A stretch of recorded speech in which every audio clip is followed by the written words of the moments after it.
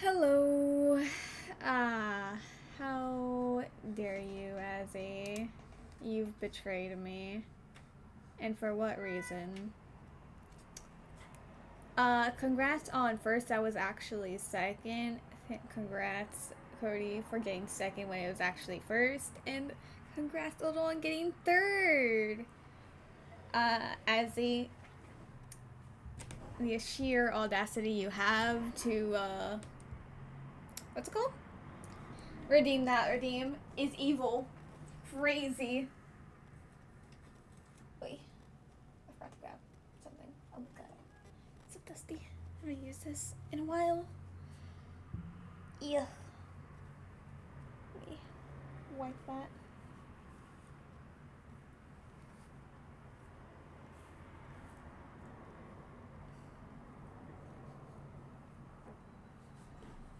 Yeah, so quite literally today is just going to be me yapping endlessly on the upcoming characters or the current character. No, I don't really think I'm going to talk about Flynn's and Llama or Nefa again. Sorry. I was just too busy to stop, to actually yap about the rest of Nod Krai to include them, but they're already out, so they're boring.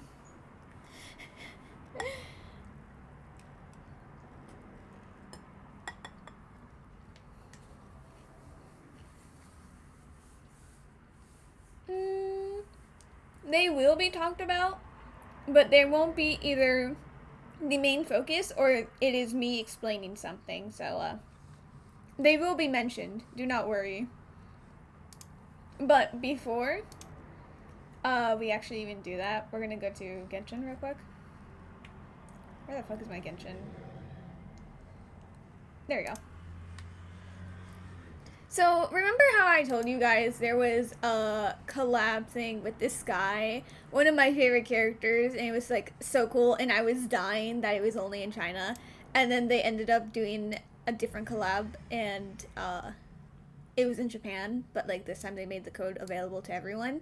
But I was going crazy because, I'm not from Japan. Yeah, still very devastating. I could sob.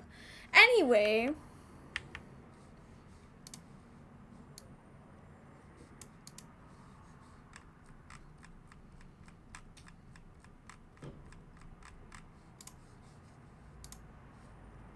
I got it. Through many, through a middleman, we got it. We got the name card. Oh, look at how pretty. And it matches Noelle with the reds to the pinks of her roses. It's beautiful. Matches her way better. And not only did I get the name card, but I too also got the pet that came with it. And look, it matches him perfectly.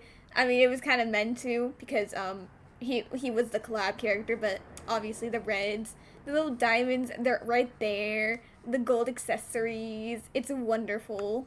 I love him. Look at them. So, yeah, I quite literally just got the pet today. I got the name card a few days ago. It makes me very happy. I'm very pleased with myself. I was stressing because I didn't know, because the way I got it was from the one that needed me to use Wise, which he's going crazy. uh, which again I never knew how to use, so I was like dying, and luckily the people were nice enough to help. Like they were very clear on how to use it, so it went smoothly. So go them. I would say who it is, but I don't think you guys actually use Genshin or play Genshin or care about any other gacha games. Therefore, would not care who was the middleman. But mm-hmm.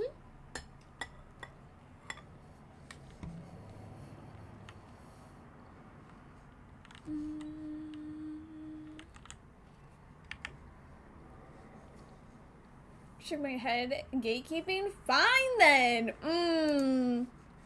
Shaking my head, being so rude about it. The people who were the middleman. Oh, you guys can look at Flynn's while I talk. The middlemen people, or yeah, I guess it is people because it was a whole there's a whole team.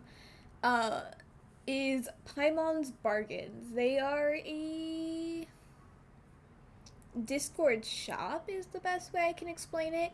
They have a server and then you can put your orders through that server for all the Hoyo games, I think. Wuwa and the horse derby game.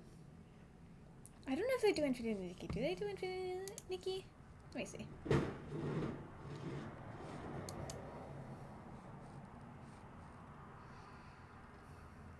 Oh, Love and Deep Space as well.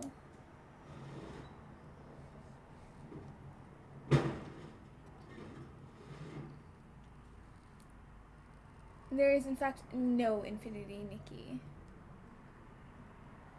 But they do some the few other games, including Valorant. I didn't know that. That was crazy. Anyway, they were very helpful, so if I ever need to get another collab thing and they haven't, I might just get it through there. Because it was very simple and pretty fast. Oh my god, what happened to our Pokemon channel? Crazy, he lost it.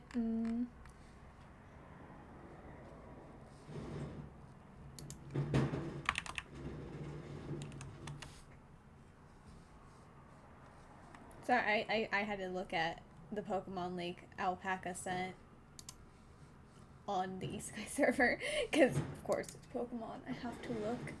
It's a necessity. I literally just shared. What do you mean, J-Lace? I shared. It was just that at the moment, no. Okay. Yeah, the majority of the people in here do not care for Genshin. So I was like, actually, you guys probably will not care on how I got it. Also, I was supposed to put music. My bad. Let me... If it pew... I was like, why is it so quiet? I can hear outside so well. It's crazy.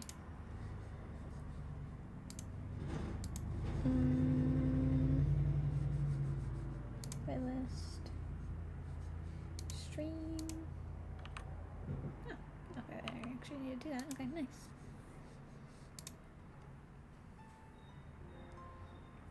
True. See, even Oldo agrees. Everyone agrees that you guys don't care.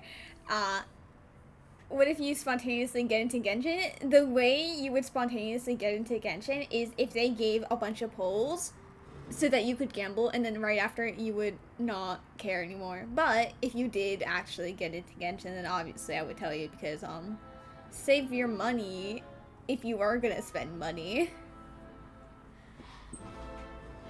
Okay, damn. Music, chill. Yeah.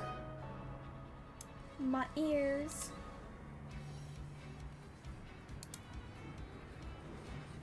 What is this? Oh, I'm lurking in the chat and I'm getting drops and it's distracting me. Right there. So, we can talk about the upcoming character. I'm gonna have to pull up a reference photo because they don't exist in Genshin at the moment. Actually, do they exist?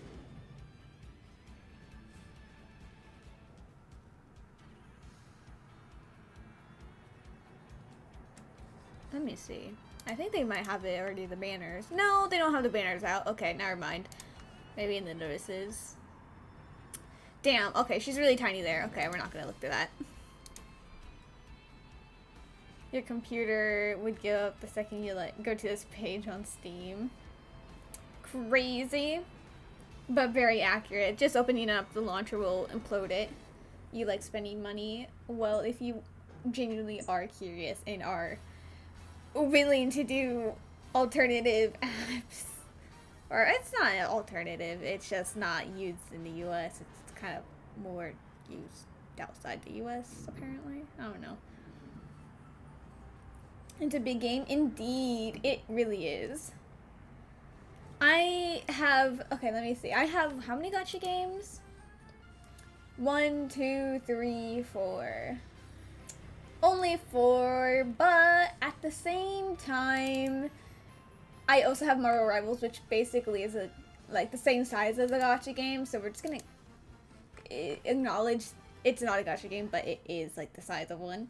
So I at the moment have 37 gigabytes free left on my computer. I genuinely am not allowed to like get anything anymore. I desperately need to get rid of Zenless Zone Zero and maybe Honkai Star Rail. But I'm waiting for the banners so I can use all my pulls I have left and then delete them. So I'm just suffering in the meantime. Or unless my, you know, brother actually comes with the thing he owes me to give me more storage, which is crazy.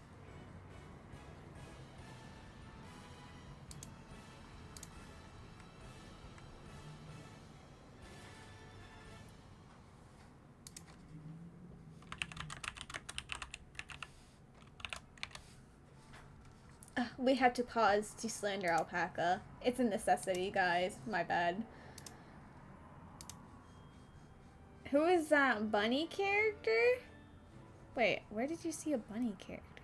Oh, I see. I think I know who you're talking about, actually.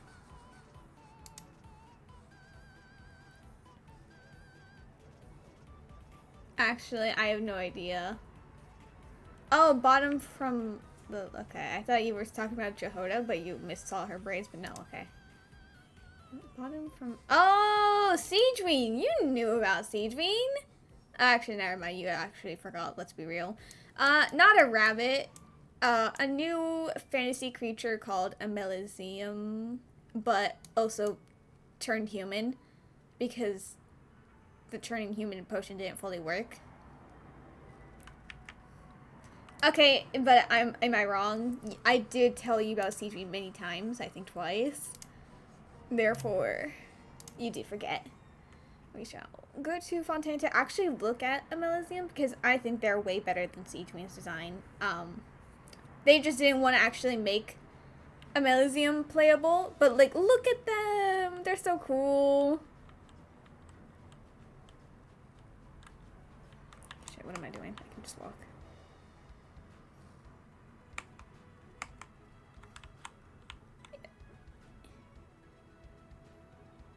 Way cooler than having a child-looking model with just a few parts of them. And they have a little tail. Actually, I didn't show you the tail. It could be like that kind. It could be more like curled up, or I don't know. Like, they have a few different tails. It's very cool. I still am. I don't care that they gave her a lore reason. They gave her a lore reason to look human because they didn't want to make the Meliziums playable. And it will forever piss me off. Anyway, time to go back to Mondstadt.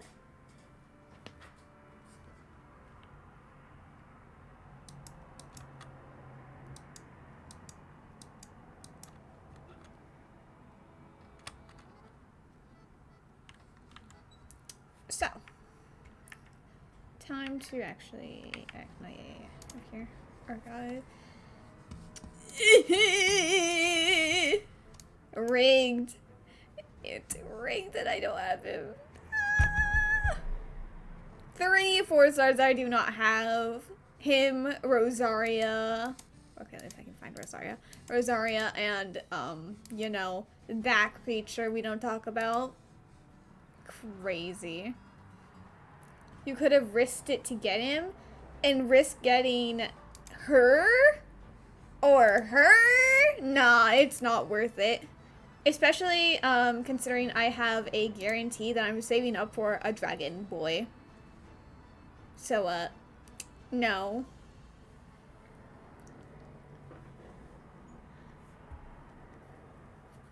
Okay, let me pull up the upcoming Nod Krai characters. Nod Krai. Ooh, characters.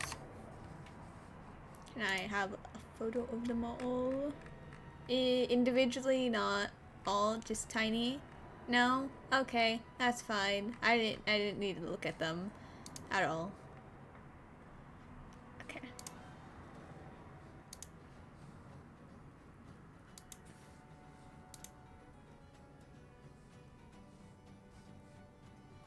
Yep, that works.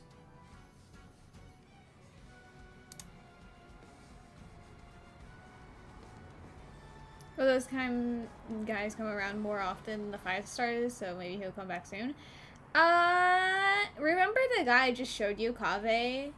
Yeah, so he had a banner, his debut banner, and then, like, they proceeded to wait, like, over a year to give him a rerun, which means literal 5 stars, the more rare characters, had, like, rerun faster than he did, which is genuinely crazy. So, who knows? Oh, oh well. I'll just cry if he never comes back.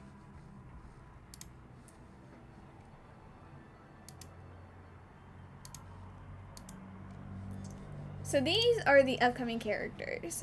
Am I blocking Nicole? I don't think I am. Or not Nicole. Alice. Nicole's over here. I just have to wait for my stream to catch up so I can see if I'm blocking anyone. I don't think I am, but...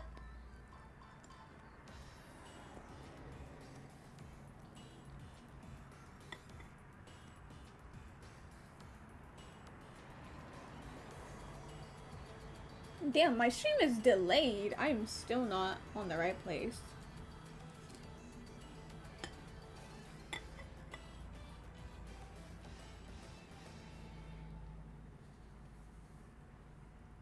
Okay. It has fixed. Obviously, can I zoom in? Okay. Obviously, as you can tell, Flynn's already ran, or is actively running, and Lalma just reran. Not reran, debuted before him. My bad.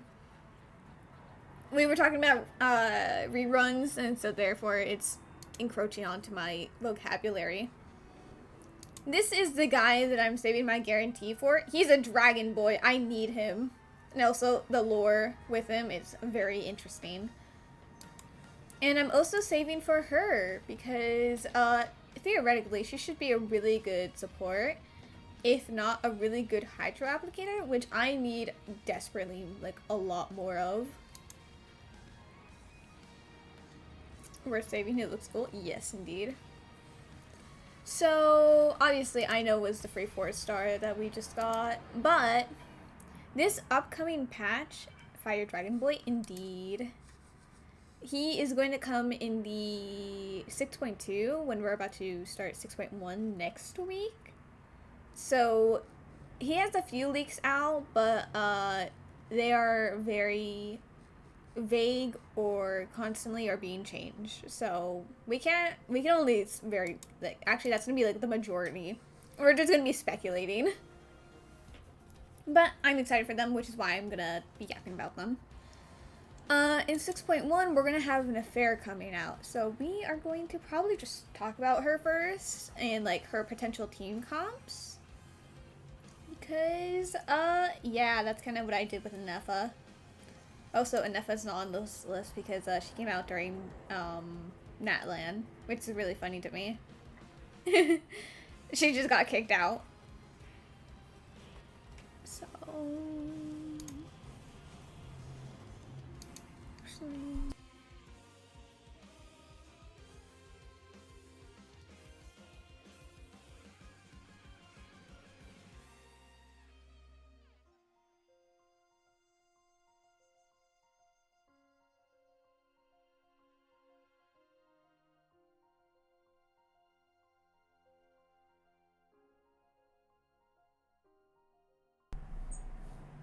So,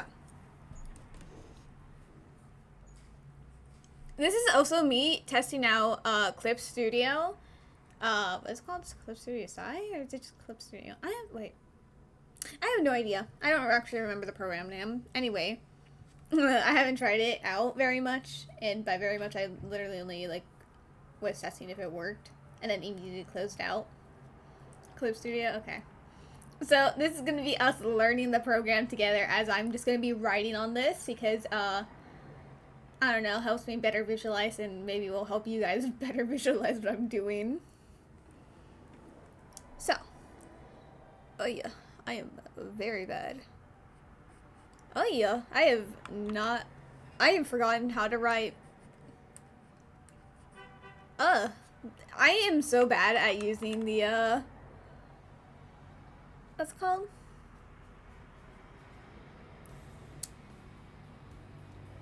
Drawing tablet, and it makes me forget how to write. I'm like, this makes me unused to things. It makes me question what I know.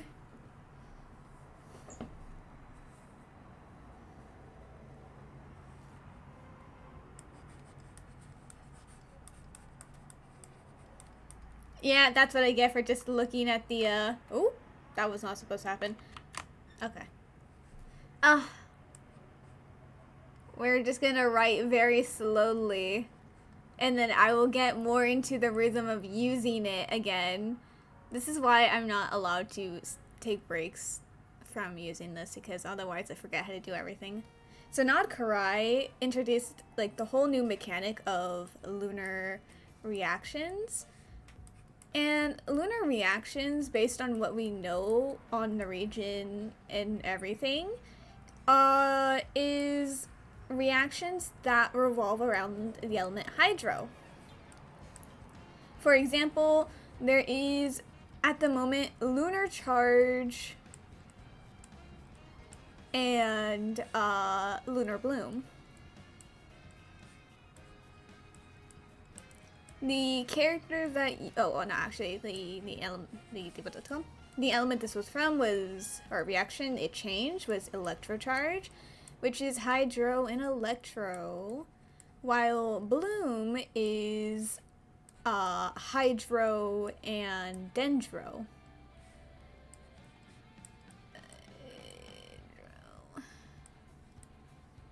Don't ask why I didn't capitalize centro, because I don't know.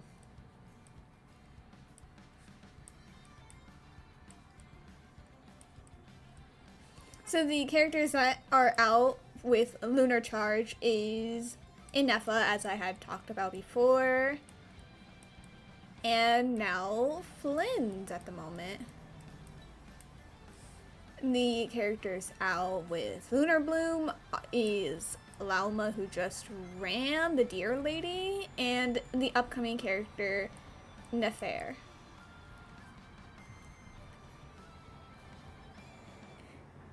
So speculation means that if they are doing lunar reactions that all revolve around hydro, Columbina, the one that we saw in the middle of the photo, mouse, move with me.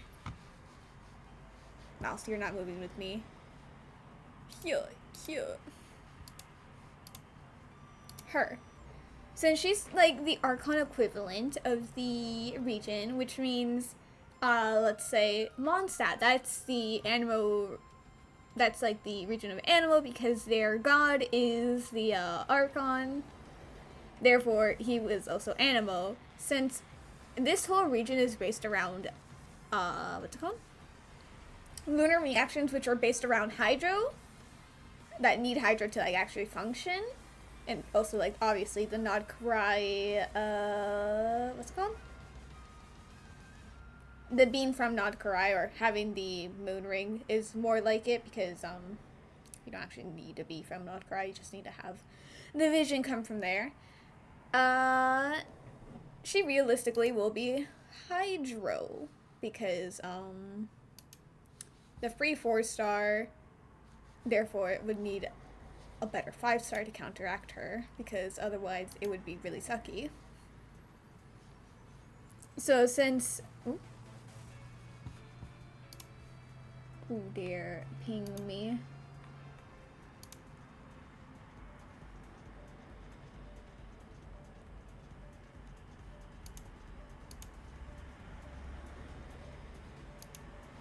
Okay, it wasn't actually really towards me. Anyway,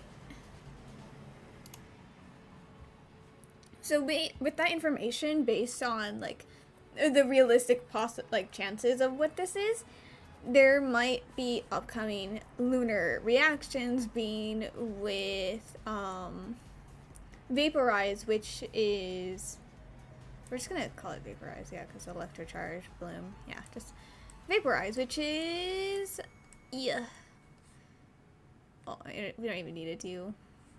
Let's keep it to the setting that I set up because I was dumb. Pyro and Hydro.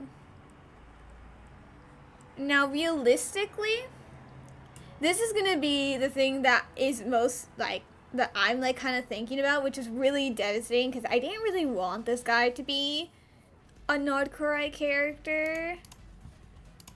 I think since we know, or no, we don't actually know because leaks are iffy. But most of the leaks are pointing to him being Pyro. But the question is, does he have a normal vision, like from like Tevat, or does he have a moon ring, which is the Nod Krai specific thing because she isn't actually an Archon.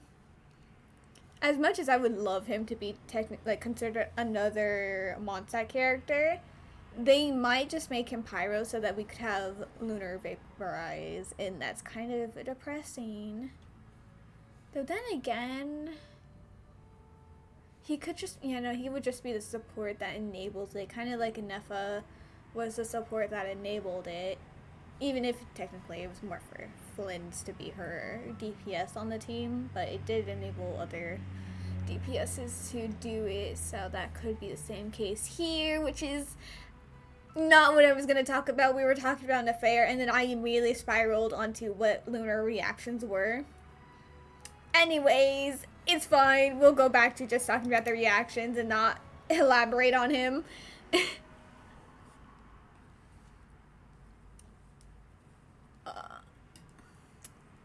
So, I'm just going to put Durin here as, question mark.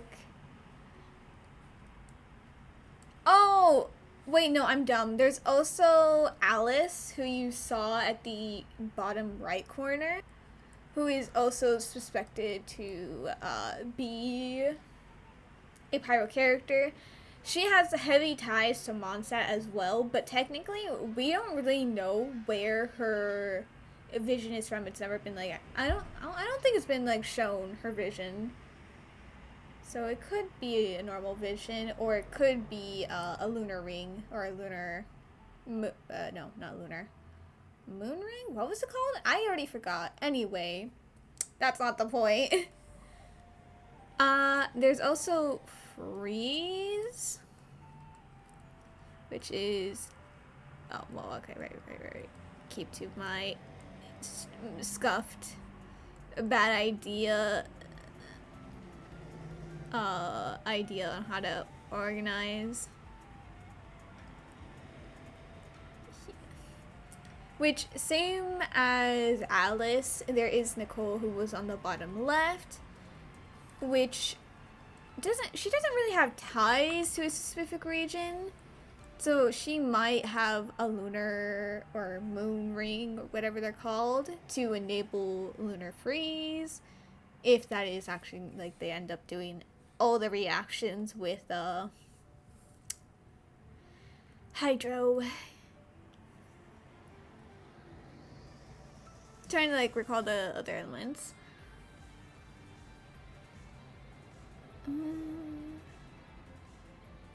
Yes, one.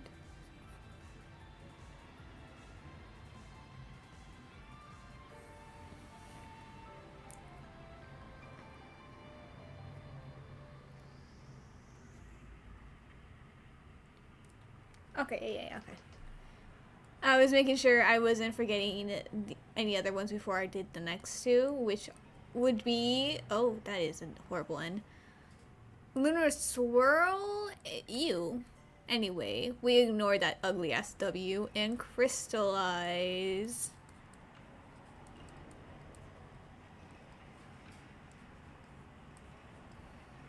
And this is kind of just gonna set up everything for the rest of the characters when I yap about them, so, it's fine that I'm doing this anyway.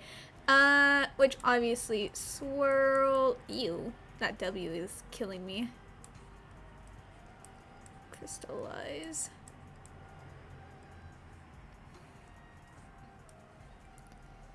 So here is the questionable, like, these ones are, like, Two of them are already confirmed. The other two are just suspected.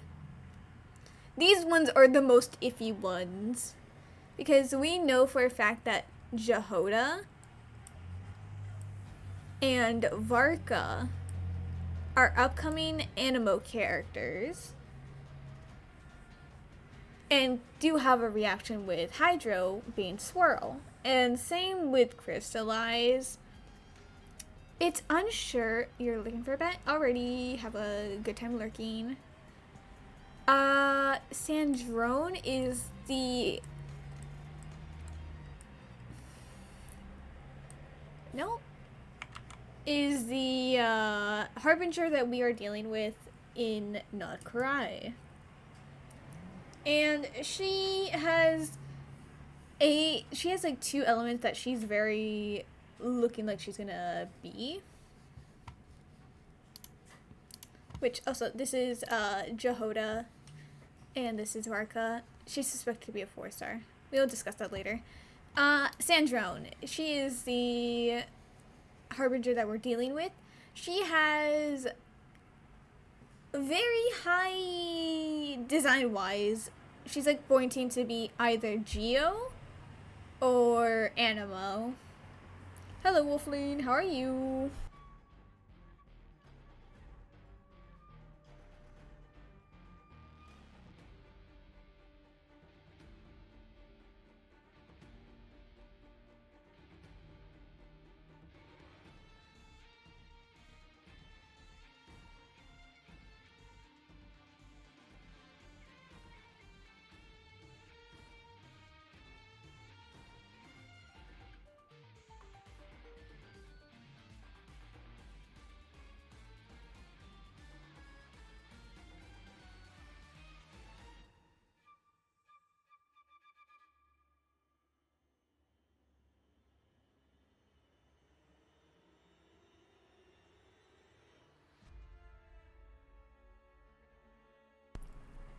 You gross, the Fatui. You have severe beef with the Fatui, and it's really funny. Anyway, there's the marionette, and she is clearly a puppet. It is so cool. And, ooh, the theories about her being from Fontaine is driving me insane because I need the confirmation that those theories were right, because I will be so happy if they are actually right, because it's such a cool idea. Anyway, back to the page. The reason why I am a lot more iffy on these reactions is... Oh, actually I should have... Oh, how do I move it? I got this lasso tool.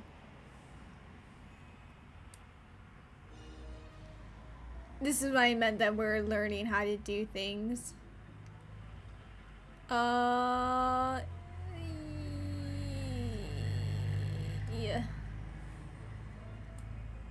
No. Okay, that didn't actually move it. Expand, crop, deselect, delete, cut and paste, scale, rotate, yes. That leaves enough space. Okay. Now deselect. Perfect, guys. We're so good at this program. We're practically gods. Anyway. Let's go back to the pen form. The pen one. Yes. Obviously, Jehoda is confirmed to have the lunar wheel.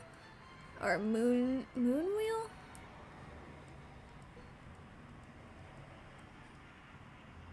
Oh yeah, that is an ugly ass E.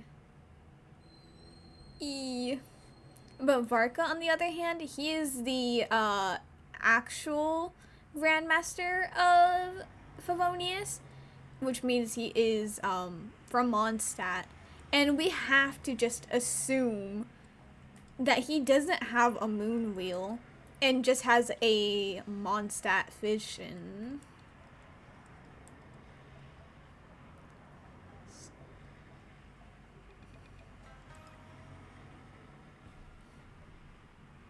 I don't actually remember how to spell Mondstadt. I know how to spell it all the time, except when I actually need to spell it, like right now, which is crazy. Anyway. So, obviously, Jehoda is the one more likely of the two to have Lunar Swirl. But at the same time, I don't think Lunar Swirl is actually going to be a thing. I don't think that's a reaction they're actually going to pursue because Swirl is much more meant to buff other reactions. It, like in Lunar Electric Charge, obviously if you have enough on Flynn's and you have, let's say, I know, right, I know. So obviously you have double Electro, plus I know who is buffing the Nod Krai reactions, giving him and all. So if Jehoda were in that team as an animal character, she would realistically not be wanting to steal the Hydro for herself to get Lunar Swirl. Like, she would want to be buffing, like, she would want to be swirling Electro. Well, no, she would want to do a bit of Electro to get the Viridescent Veneer buff to make enemies more weak to Electro, but then start swirling actual Hydro to help, I know, upkeep the Electro, or no, Hydro, so that enough on Flynn's can enable Electro Charge or Lunar Charge. Point is that is a very support-based element in reaction. But maybe if she swirls the Hydro, because then she will be swirling Hydro after like doing the buffing for Electro with Viridescent Veneer. She's going to be swirling Hydro. But will there be... How would they do it? Because obviously it's not going to buff the other thing. Would it just be buffing the Hydro? Would it be buffing both? Would it be kind of like the Natland artifact set where it's going to buff both Hydro and Swirl? Which would be a very limited thing, especially with only Jehoda. So it's very questionable on whether, like, how it would be, like, beneficial to do, because there is no animal DPS that is coming out besides Varka at the moment that we know of. And Varka is implied to be a Animo DPS. So would having Jehoda in that team with Lunar Swirl be the way to buff him with her kit? So it's very questionable on whether or not Lunar Swirl is actually going to exist, because it's quite complicated to like think about how it would go about like existing. Lunar Crystallize is a lot more likely to happen, to figure out how it's working. But at the same time, it's also not, because there's only one character to really be implied, Geo, and this character in the leaks has been said to not be coming out in Nod Krai, which means if Sandrone isn't even like coming out, then who's the Geo character that would enableize this?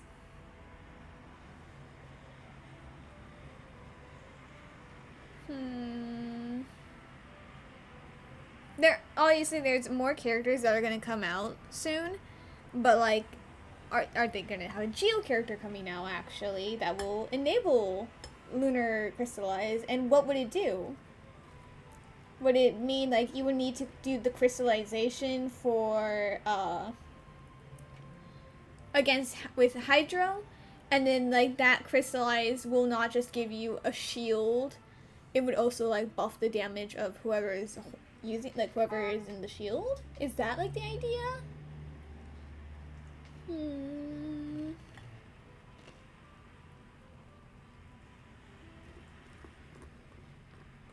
Who knows? We are only speculating.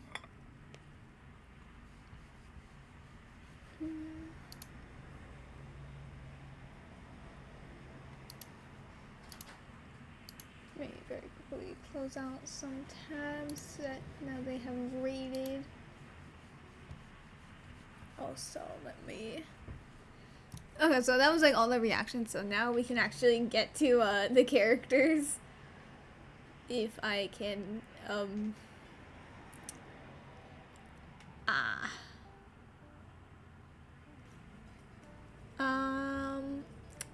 yes, I know how to actually open another layer. Can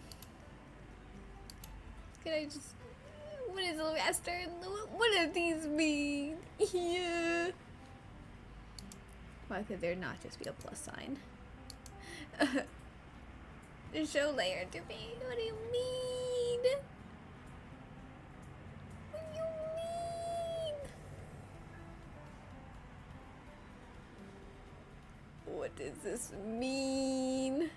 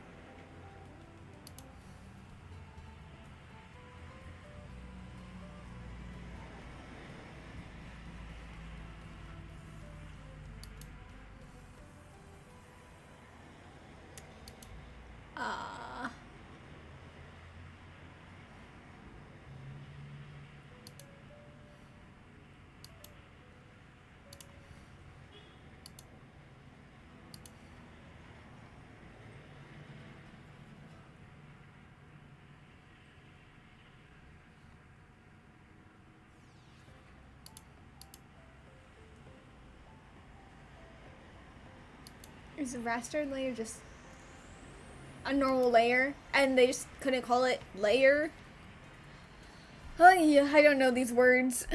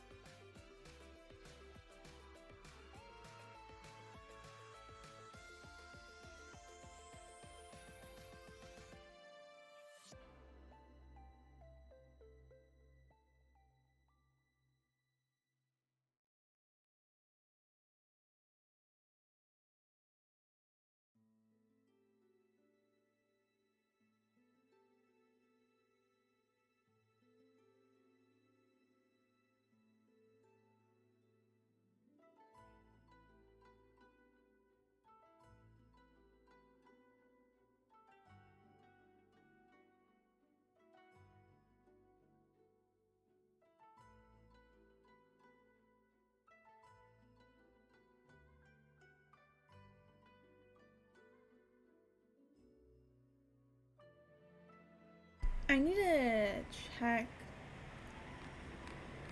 on the order of release or something. Okay. And just to confirm something like I thought it was.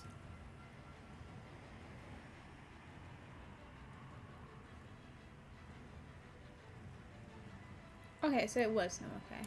Good to know. Very quickly, before we talk about Nefair, I'm sorry. I know I said I was going to talk about her, but we need to talk about some things that will clear some things up. Well, not really clear some things up, but that will help explain future things for all the characters I'm about to talk about. So,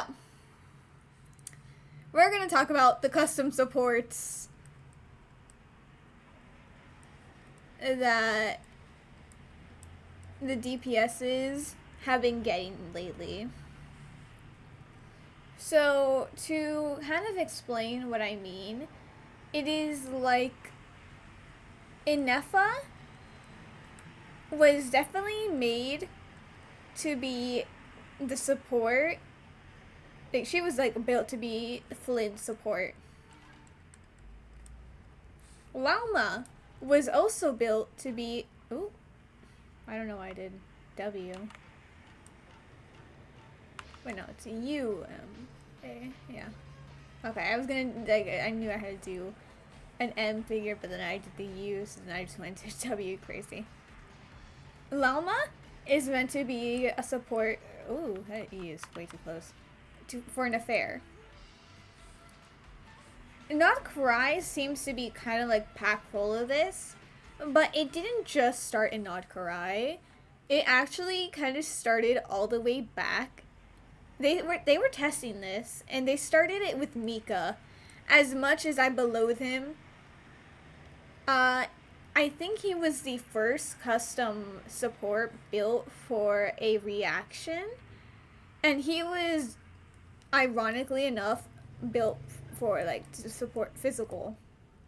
I don't remember if it's only at C6, but he was known to be that support for that reaction. But a noticeable thing is he's a 4-star. They were testing this out with a 4-star because 4-stars don't really matter as much. And so their second one that they tried testing this out with was Kave.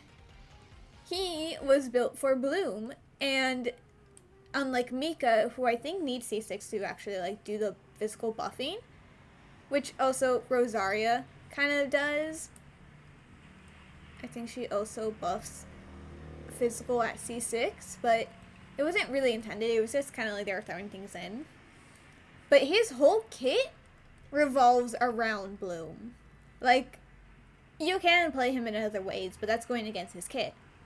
And then I think the one after them, like the one after Kave, was Chevreuse. Let me double check. Where's Kave? Kave.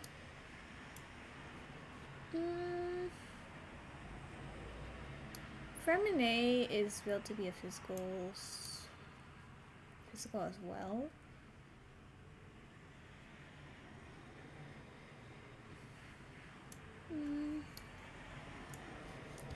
I will say Fremine purely because it might be just to consider him.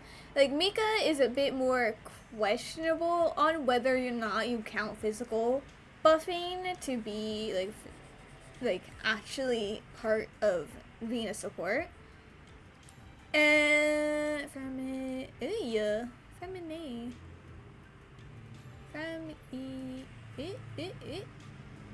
That is not how you spell his name. Don't quote me on how to spell that.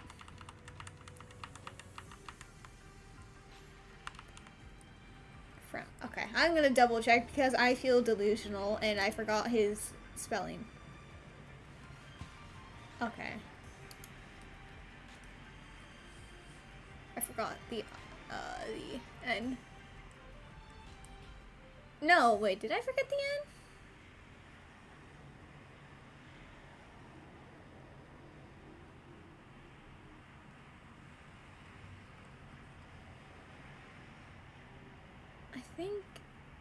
I actually don't remember. Point is, he was either built to be, well, Fremine is a lot more questionable on whether or not because he could do freeze. Or he could do shatter. Oh, that is not an H. Shatter into physical. It's a bit more questionable if you want to consider him to be a character that revolves around a reaction, like Kave and kind of Rosaria and Mika.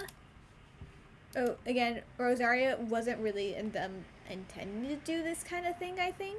But Mika, I think, was intended to be kind of like more built around it. We are not going to spell out Chevreuse because, goddamn, is that name the most difficult thing to spell? So we're just gonna put Chev because I love myself. And she, like Kave, was built to be for overload. Again, you can play her in other teams, but she is at her strongest in Overload team because that is all her kit. Does this mean Miko is super important because he was the first? No, it's actually Rosaria. Rosaria was in 1.1, I think. So therefore, she beats Mika at, no one cares about Mika. He was in, like, 3 point something. 3 point X because, I don't know what patch he came out in. He is irrelevant. It's just that he does do better physical buffing than Rosaria.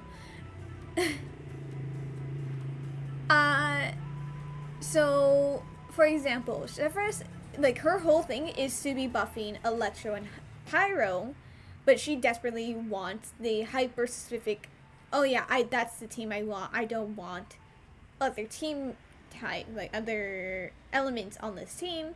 You can, because you can make it work, but she does lose her buffing the more different elements you introduce. So, as you can tell, like, these are very specific reactions. Some of them, mostly we're gonna say mostly Kaveh and Chevres. He is more so to test out DPS specific reactions,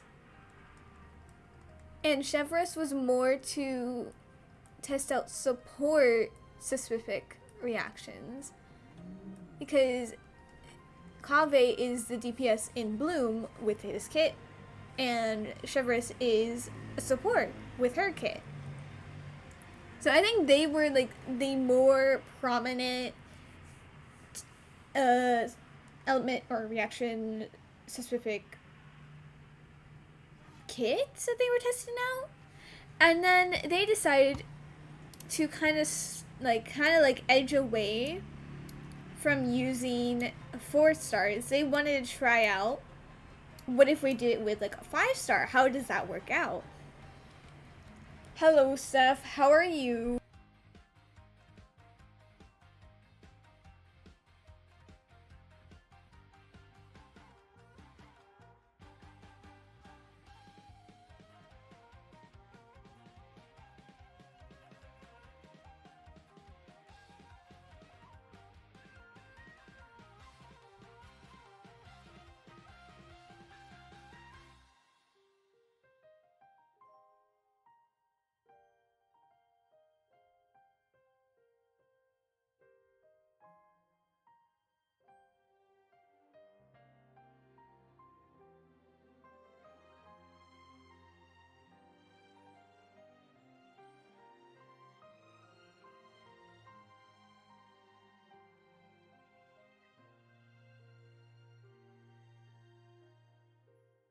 Oh, so if I randomly go silent, do know it's because I'm still eating my food. I was just too excited to actually sit down and eat before streaming because I really wanted to talk about this. I've been wanting to do this ever since I did in Nefas. Right, back to the point. So then, the main thing about this was that, I already wrote it right there, but we had to enlarge it because this is the more important thing. They were doing this with 4 stars, and then they started testing it out with the 5 stars. Typically, obviously, there's like characters that none of the like, past characters, 5 stars, needed a certain reaction. They just had their best reaction. Like Hu Tao, everyone played her with Vaporize because at the time, Vaporize was the best pyro reaction, but Melt was a very good alternative because honestly, this is just a times 2 bonus, while Melt was a 1.5 times bonus. But like her kit wasn't built around Vaporize, it was built about her being a DPS and like what's it called? A DPS and how she's stronger at low health type of thing. So it was more on character like herself, what she needed scaling, that was her kit. That was just showing like what her kit, no, what her scalings needed to be, and the fact that she was a DPS. But then came Emily, the first 5-star to have needed a specific reaction to that was built into their kit, and that was burning. From what I remember, Emily is like sub DPS. She does a lot of good, what's it called? She's a lot like a Nepha, where she is a sub DPS who gets stronger if there's burning happening. Let me see. Yes. When nearby opponents are affected by burning, which is again the pyro dendro reaction, they will give off scents of at intervals, and one scent can be created this way every 2 seconds. And basically, that means her damage is gonna go stronger the more burning occurs. And I think this is just like, I think this is kind of just instantly doing whatever she needed on this with burning. Every time it collects 2 scent, which needs, again, burning reactions.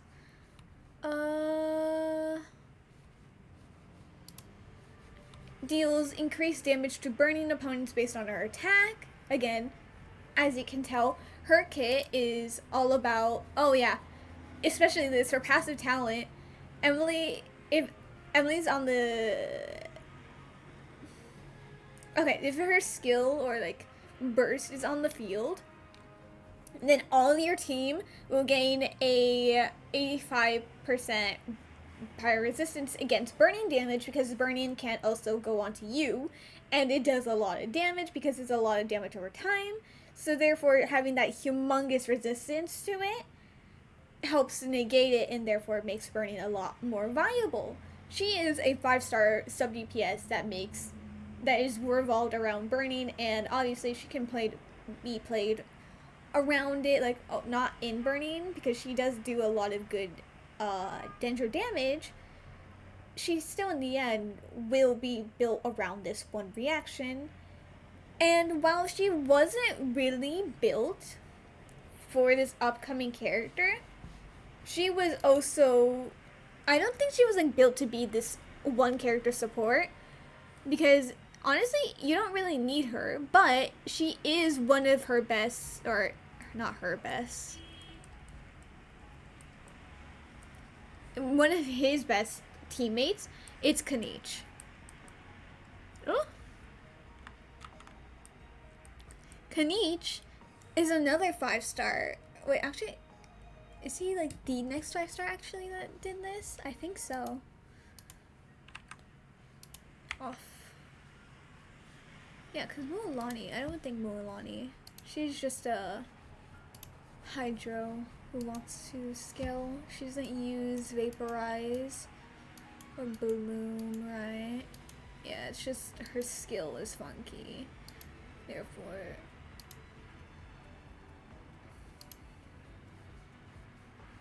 okay, so yeah. So the next character that was built for specific reaction, again, doesn't mean you have to play him in that reaction. It's just that his strongest is in this reaction.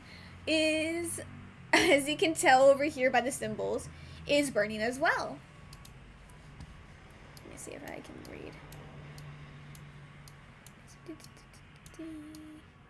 Okay, so it's not like Emily's where it will be in her skill.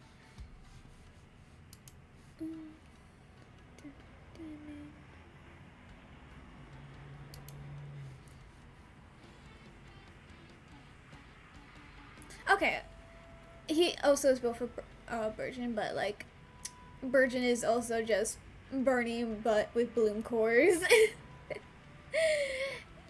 Obviously, you want Night Soul characters to restore their Night Soul point, because that's how they do better damage. And you can only really do that with Burning and Virgin. So that kind of increases his damage. So burst. Okay, so he isn't as focused in on it, like, ooh, why is it? Oh, because it's Pyro, the Nation of Pyro, right? So he isn't as much as Emily when it comes to being a burning specific character, but at the same time, he is made for burning. Therefore, Emily is a really good support for him. Again, I don't know. It's not as obvious, like in Deathline and Flint, that Emily was built for Kanish, because Emily would just be doing more damage in a burning team, which Kanish is also in. It's not her buffing him. I mean, if anything, it's just like that she gives him resistance to Pyro if he's burning. Which, again, since you want to have, like, Bennett is a very common character to play him with, then Dendro and Pyro getting on you is kind of like tends to maybe happen every once in a while, so therefore it would be good. But let me just write.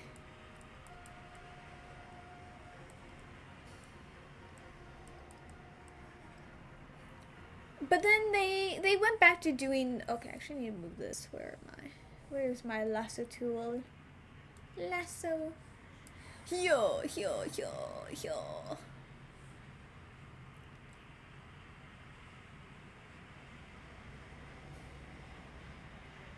Move over here. We're gonna have to probably move this up ever so slightly. It's a bit depressing. But then they go back to doing 4 stars in, what's it called? Auroron and Aoife. I think Aoife actually came out after another character who was also really specific. So we're gonna first go Auroron. He is made for Electro Charge. He will buff Electro Charge. Let me double check if yeah. Guys, we're pulling up references. It might be slow, but we're pulling them up.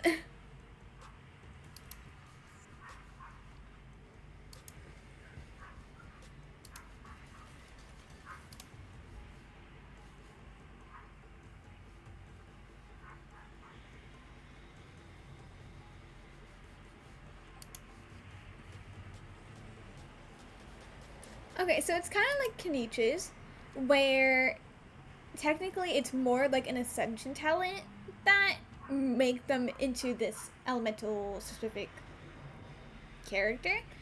But obviously for Kenichi it was more so to just for fun points, which enables him to do a bunch of extra more heavy damage.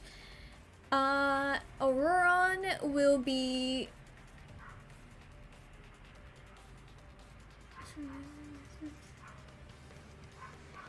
damn, I forgot Natlan, and it's also really long. It's fine. Okay, so within 15 seconds of using his elemental skill, when the other party, so like if you have other characters that do electro or hydro damage and they hit an opponent with that, Auroron will, what's it called, gain 5 Night Soul points to then, like, obviously, we'll go into the next part of the passive talent, whatever. So then whenever, like, obviously this, like, refunds, like, if it's Hydro or Electro, it refunds, his Night Soul points, so that when, opponents take Electro Charge or Lunar Charge with the Nod Krai update, he will consume said Night Soul points, 10 of them, so that you, like, keep refunding them by constantly doing it. And, he will, what's it called? Enter a Night Soul Blessing state, and then he will be dealing more damage on the thing, which obviously you want your supports to be buffing you and also doing a lot of damage themselves, because that's how you're gonna clear endgame content better. So like obviously he was built to be on the what's it called Cinder City set, which means that he would be using it, which means any electro reactions that he triggers would buff both reactions, so therefore it would be buffing both electro and hydro. So he was just kind of just built to be an electro charge teams. Again, he's a good alternative for Fischl. He doesn't do a lot of electro damage and application, but he is built for that. What's it called? Reaction. Again, none of like both Kenichi and Auroron aren't as focused on that reaction like Have, Emily, and Chevrolet were, but they still are based on those reactions, which is very important to point out. The next character, who was definitely made to be a starting character support, but like at the same time, it's kind of fun because they also buff a bunch of other characters, is Sitlali.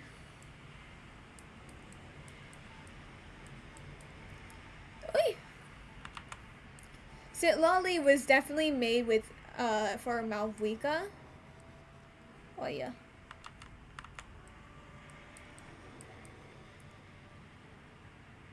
Ugh, I hate how it looks incorrect.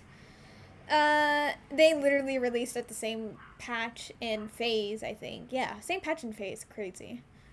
She was made to be Malvika support. So Sitlali. Oh, was made for Melt. But unlike the other characters, she had another reaction that she also buffed, which was Freeze. Sitlali would buff Pyro characters with her, so she was made to be a shielder and a buffer, also producing an EM buff. But like, she would make Pyro DPS is stronger and Hydro DPS is stronger. So it does enable, like, obviously you can play Sitlali with Hu Tao, Arlecchino, any other Pyro DPS with Ayaka, Wriothesley. No, not right. No, not Ayaka and Wriothesley. I'm thinking about a different character. She doesn't buff Cairo. She would be buffing Ayato, is what I meant. Ayato and whose other Hydro DPSs? DPS Nilu! Okay, not DPS Nilu, but the sigh. Who is another character that was also really good as a Hydro DPS? Yelan isn't really the main DPS, but it would also be buffing her sub DPSing if you wanted to run that. I can't really remember Hydro DPSs, I'll be honest. But the point is, she was made for these reactions and to be buffing those DPSs. And with her release time and the fact that she buffed up Melt, she was made to be Malvika's support. This is her shield.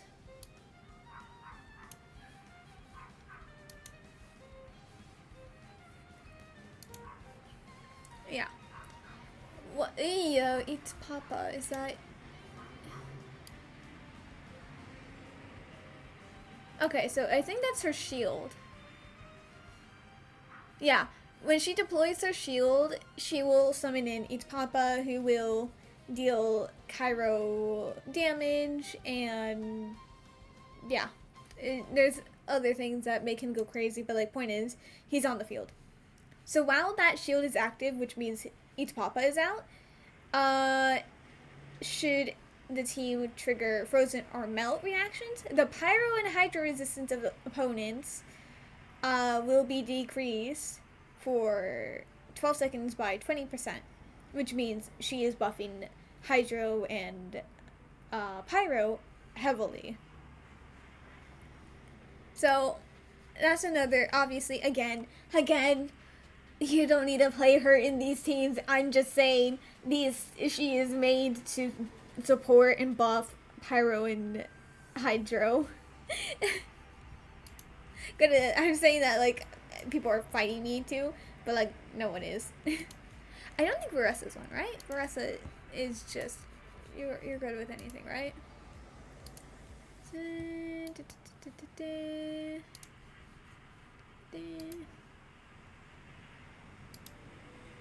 Yeah, no, she's like Mualani and does not have Mualani and Malvika and Chaska. Aoife! Anyway.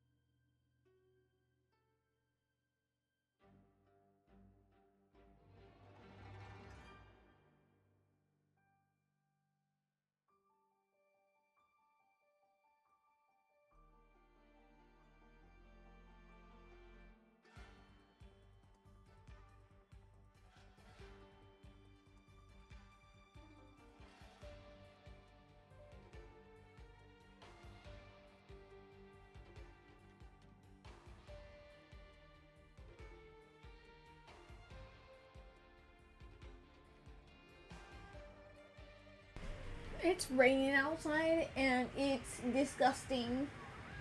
It looks so wet out there and I'm just getting cold looking at it. But to be fair, that could also just be because I'm eating cereal and therefore I'm also having milk, which is cold. We don't talk about that part though. It's totally just because I'm looking at the rain.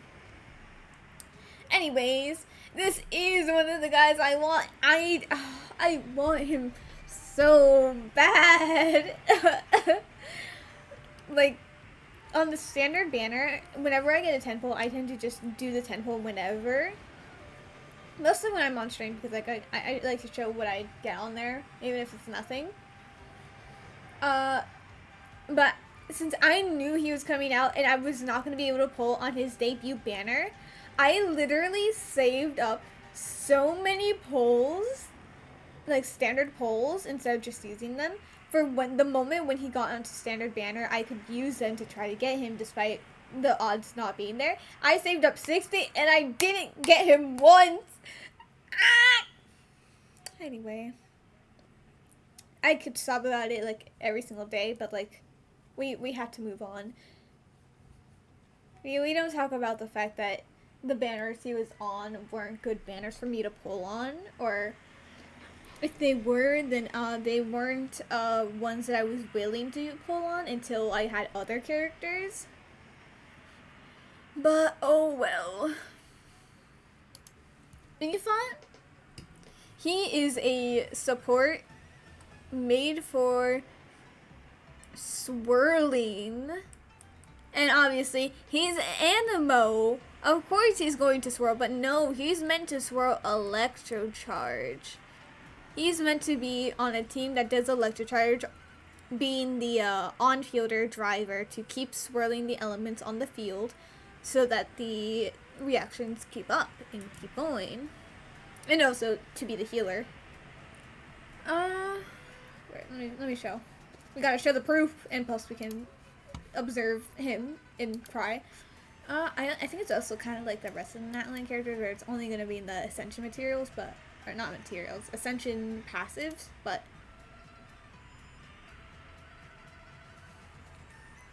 And obviously, it's okay.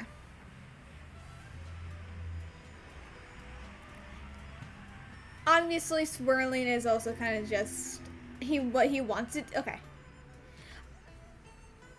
What I mean by swirl electrocharge is like, yeah, he wants to swirl overall, but it's even better if he's swirling electrocharge.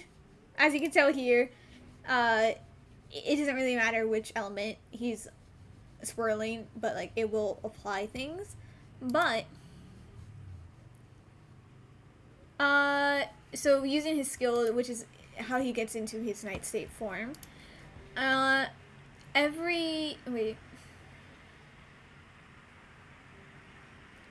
so every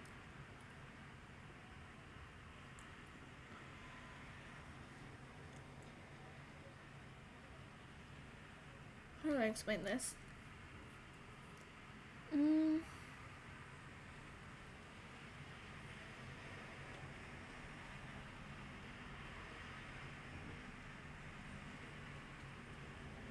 So each bar of the Night Soul has a certain amount of points.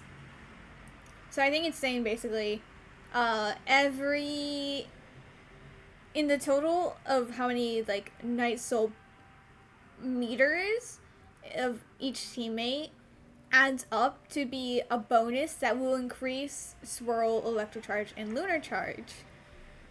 Obviously, like I said, Swirl is already just like him buffing himself, or like, well, not buffing himself, will just already be buffing the team. But if it's swirling to specifically Electrocharge, then it's like also like double buffing.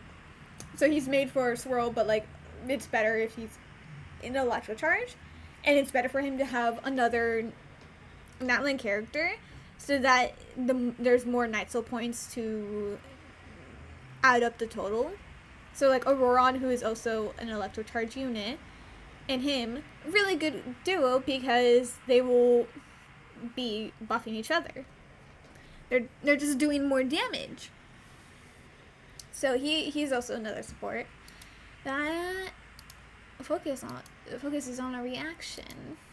Goodbye, Aoife. Yeah.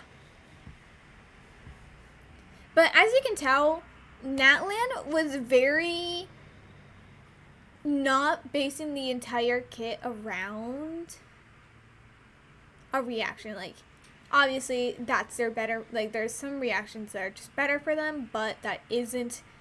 Their whole kit is revolved around it. Not like Chevris, not like Kaveh, not like Emily. They had their whole kits based on their reactions. Natlan did not. They only had it be based around. Partially. They only had it in the Ascension talents. That was like their skill. Where is it? Kaveh? Skill and burst. And talents. Escoffier, I don't remember. I think she's like supposed to be kind of like Emily and the others, where it's entirely based around it, or is it just... No, okay, it's also, okay, they realized not to purely make it, but like, at the same time, they could make it very obvious. It's, yeah, okay. So then now they, that was the last 4-star they made that was good for a reaction. Then they made Escoffier.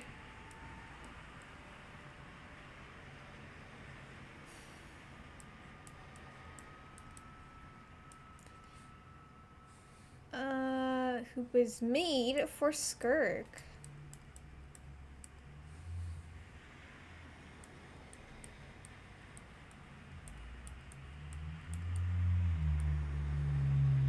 Escoffier was made for purely the reaction freeze, where she will be buffing kind of like Chevris, where it depends on how many teammates are the same reaction for overload.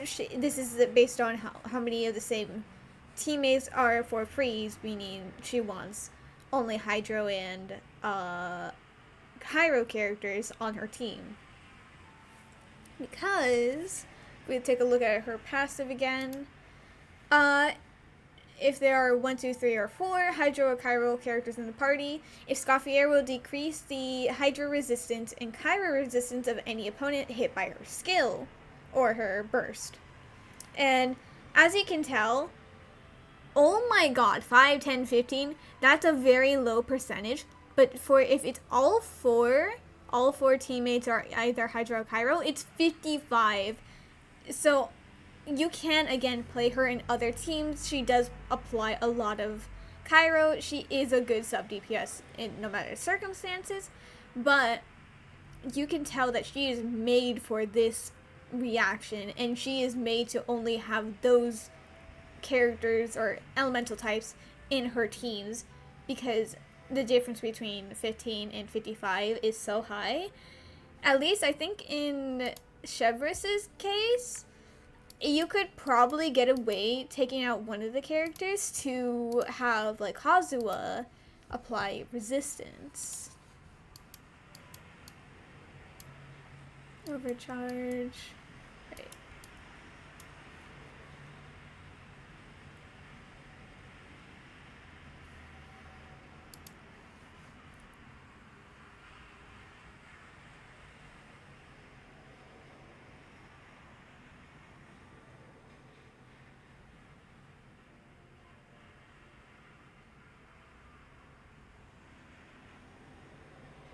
Oh.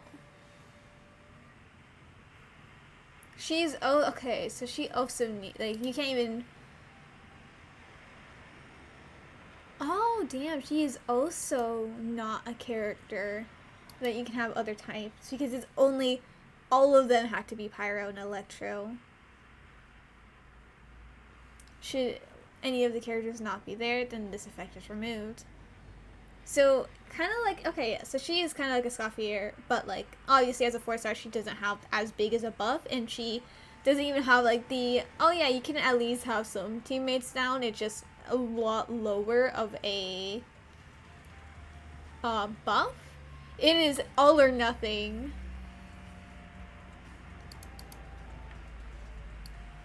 Where is she? Scoffier. So as you can tell, she is very much like Chevris, where if you're gonna have her on the team, you might as well, you gotta have her in the full team comp that she wants, of being Hydro and Kyro, for that humongous bonus. It's insane. Oh, wait, no, I forgot. Ugh. This creature. Disgusting! I forgot he was a 4-star support for Skirk as well. Ew.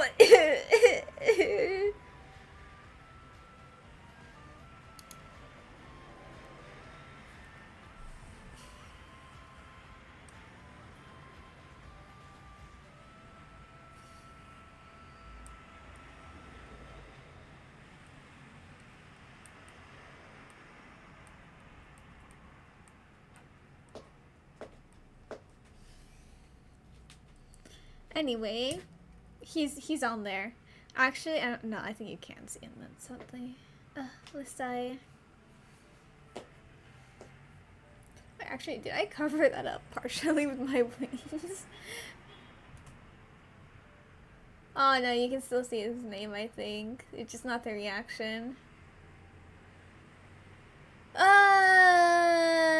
Let's say.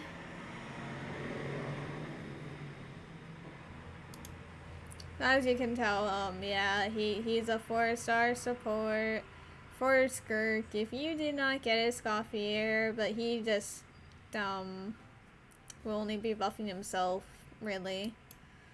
Medicine stacks. Okay, yeah, so this is a phrase is more to also just help him rather than Skirk. Skirk is helping the actual team. Useless! Anyway. Skirk is the one I was more wanting to talk about anyway. Skirk is a DPS, a Cairo DPS who wants to be on freeze teams. Where is it?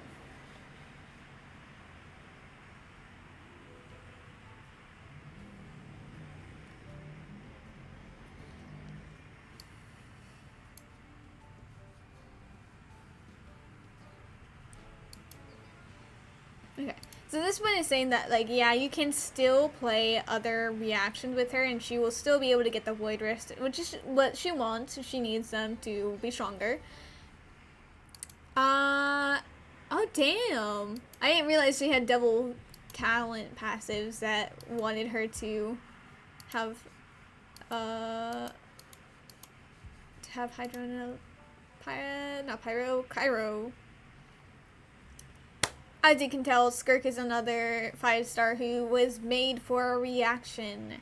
When other nearby Hydro parties, when your teammates are Hydro and their Hydro attack hits opponents, or other Cairo characters hit opponents with a Cairo attack that isn't Skirk, then Skirk will gain, what's it called?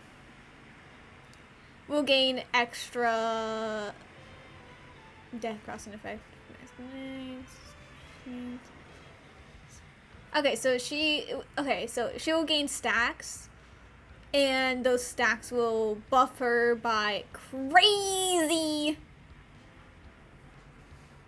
Okay, as you can tell, humongous damage if you have other Hydro or Cairo teammates on her team. Again, it's like, okay, well then you can just counteract the Hydro requirement by using a Cairo opponent that can apply off-field Cairo. But you know who are the best ones at doing that? Escoffier. Escoffier has her skill constantly applying Cairo. There's other characters like Charlotte and Kaya, but Kaya needs to use his burst to do it, and it's only like, he only has 2 icicles, and it only gets like a 3rd icicle at C6. So his Cairo application, it also has to be a bit close range, and it's not as much as you would like it to be. Scorpion can shoot from afar. She can hit enemies from a far away. Charlotte, yeah, you can use her because her burst does a bunch of ticks of Cairo application. Her skill, especially if you hold it, then it will do damage over time of Cairo, but it's not as fast as if you use a Scoffier. There again, alternatives, but obviously the best one to do this is a Scoffier.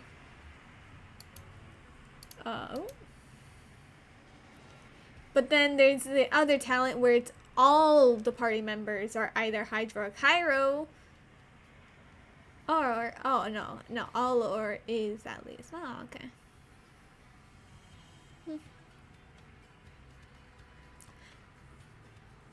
Okay.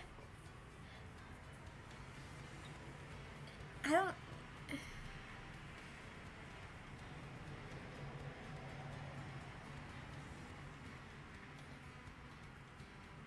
Okay, no. Okay, it is saying that all of your teammates have to be Hydro and Cairo. It cannot be all Cairo in this works. There needs to be a Hydro and a Cairo character. Then her elemental skill on each character is buffed, which is really good for some characters that you would want on this team. So, yeah. Obviously, you can tell that Scoffier was made for her, considering she was also released like a patch before Skirk. So, yeah. She was a custom-made support for Skirk. Again, she can buff other characters, but with the timing, it was obvious that she was made for Skirk. Skirk.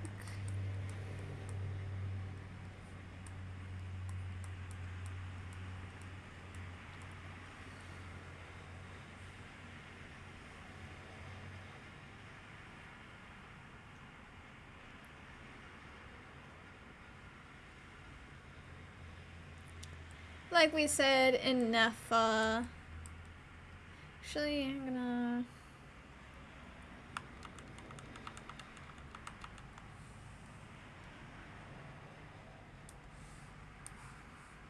That is not what I meant to do.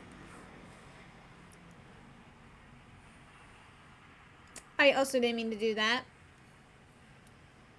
But it works.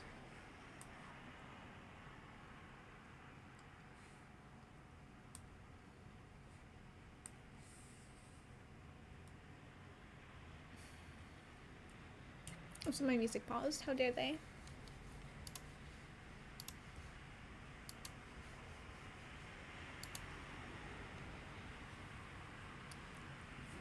We talked about Inefa and Flames, but we're still gonna write it. We're gonna write it all down. Inefa.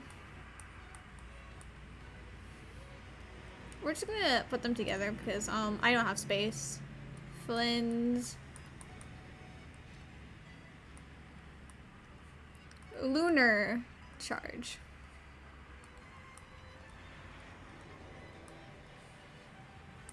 Lauma. No, I did the same mistake. Lauma and Nefair. Lunar bloom.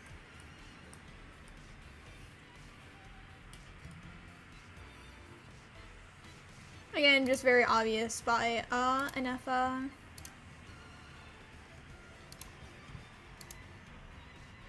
Again, it's just like the ascension materials. Ascension talents. Yes. Huh. When lunar charge reactions happen nearby, then they create thunderclouds. And so then when her skill unleashes an attack, then it will initiate another additional attack, dealing more damage.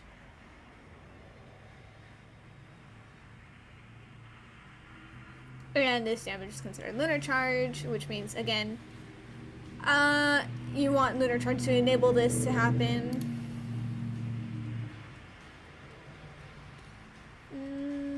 Okay. When any party team members triggers electro charge, it will be converted into lunar charge because of her existence.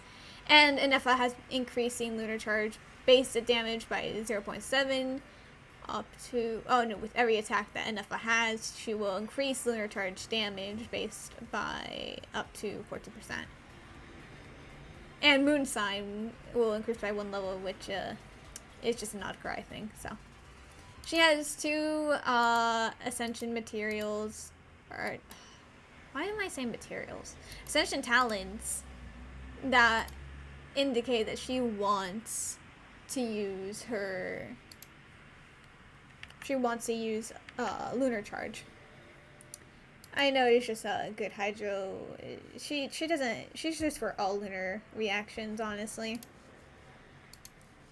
Lauma.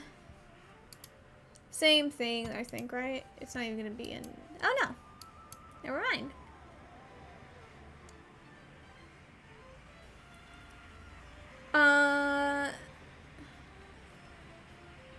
When Llama consumes all of the verdant dew and does a type of attack, it will do 1 normal instance of Dendro damage, and then it will do another instance of damage, but this damage will be considered Lunar Bloom damage.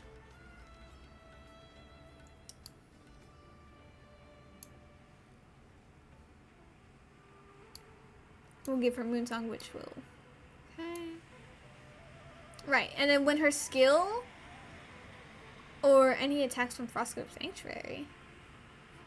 Huh? Okay, yeah, no, so basically her skill. So whenever her skill hits an opponent, it will decrease the opponent's Hydro and Dendro resistance, again, implying Lunar Bloom.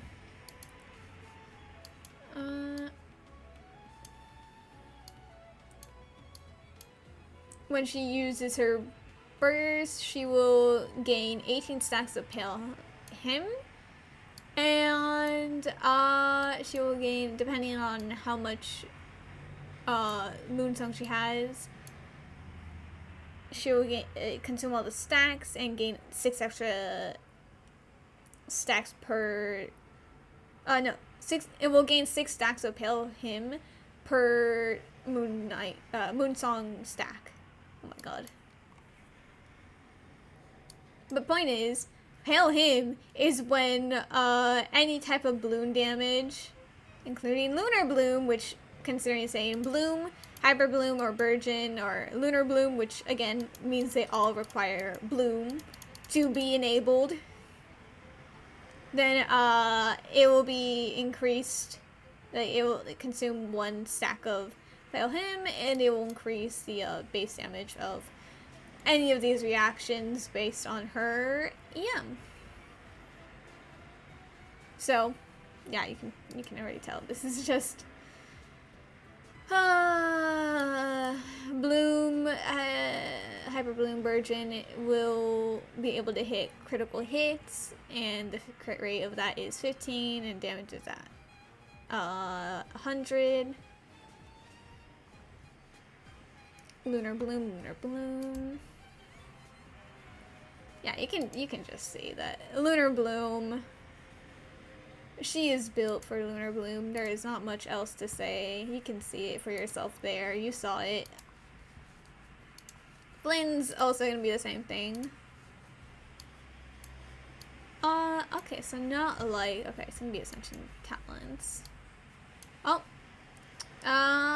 When he uses his burst, he will unleash an AoE attack of Electro, and it will deal 2 instances of damage, and all of which will be considered lunar damage or lunar charge damage.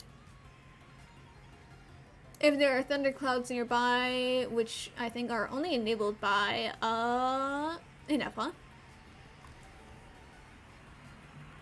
then Flint will deal additional 2 instances of damage doing a lunar charge. Oh, no. I think he can also produce them by himself. It's just lunar charge creates them. Oh.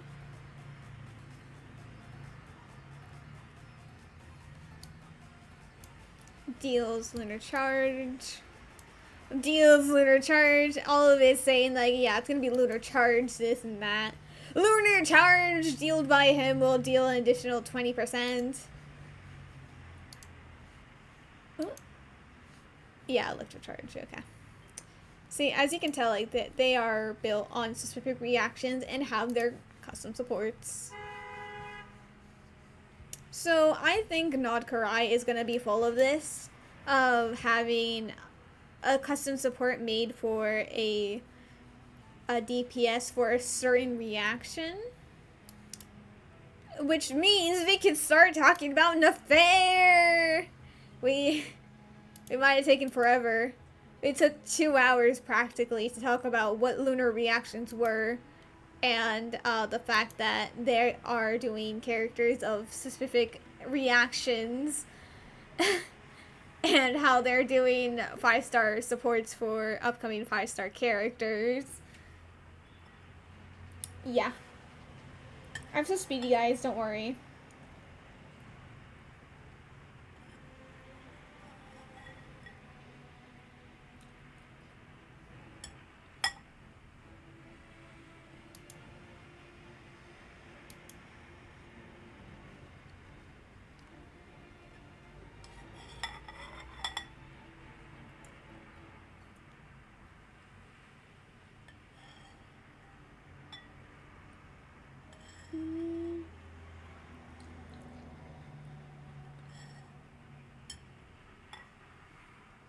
Let me pull up. I summarized Nafair's kit for when I watched the what's it called?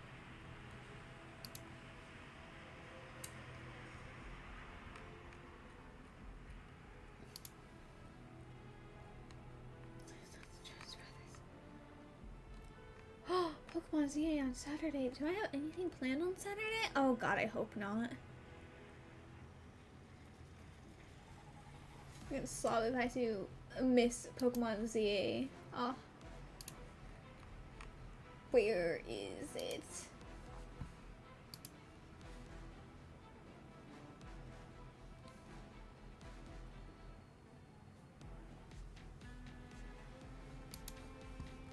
Guys, I assure you I can find where I explained it. Oh my god!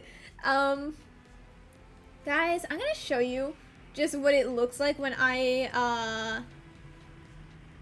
what it looks like when how do I say this?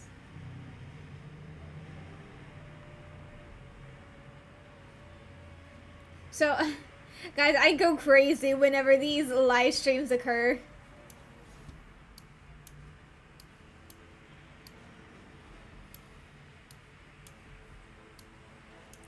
So obviously Abby was very kind as I was summarizing the entire banners of okay, so when they do the live stream, I explain like who is on the banner and like what they do on the team.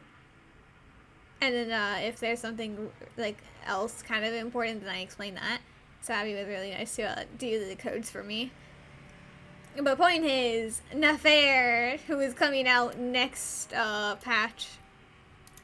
So she too will be able to convert like Llama, like Flynn's and Effa both have the talent to change electric charge into lunar charge. Llama has the ability, the talent to turn Bloom into lunar bloom, and Nafair will have that same talent. When she goes into her elemental skill, she will go into a different like state. I don't remember what it's called, but it will be able to consume a verdant dew, which will enable her to do a special charged attack, which summons like 2 clones or shades to do a coordinated attack while she does that heavy attack or charged attack, I guess. And that special charge attack will do lunar bloom damage. And when the party is reaches ascendant glean, her skill will then convert all the bloom cores on this on the field into seeds of deceit, which then gets consumed by her doing normal attacks or the special charged attack. And then the more seeds of deceit that she consumes or absorbs like that, the higher stacks would be given to her, which then will make her do more damage, obviously. And then there's her burst, which does AoE danger damage, which does scale on also the same, also scales on the amount of seeds that she absorbs. So, as you can tell, she is a lunar bloom. She is lunar bloom. No, I didn't need that. Oh yeah, we can zoom in on her. Wow. No, that's not what I meant. I know where my tabs are.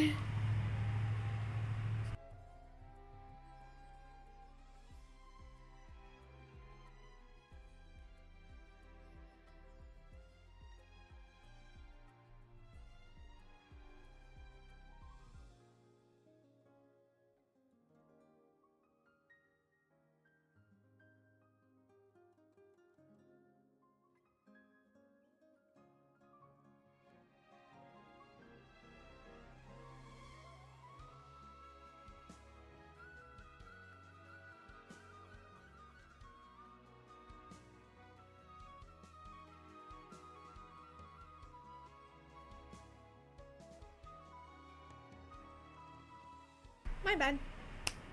What was I gonna say? What was I gonna say? What was I gonna do? The fair. Yes, I know. I'm a genius. I knew exactly what I was gonna say. Huh.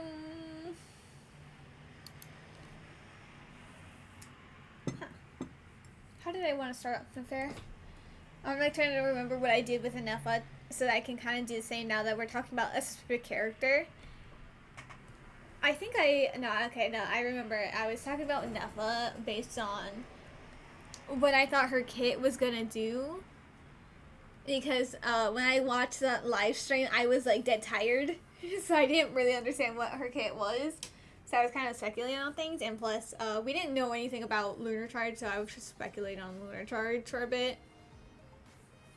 But I think we can kind of just go into team comps instantly, unlike Nefa, which is good because I already spent like 2 hours on the reactions and supports. But I'll be right back.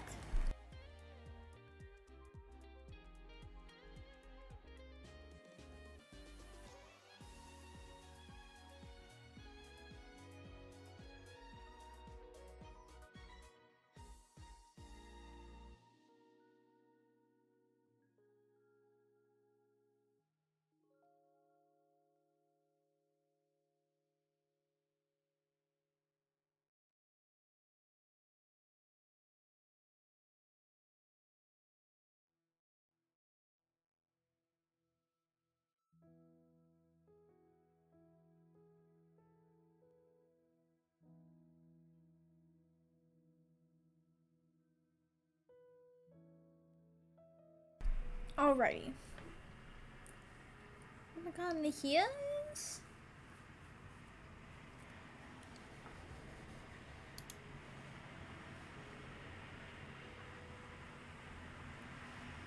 I think it might have been her teaser. Because her trailer is going to be the next one. Right, team comms. Time to start. Obviously, this is Nefairs.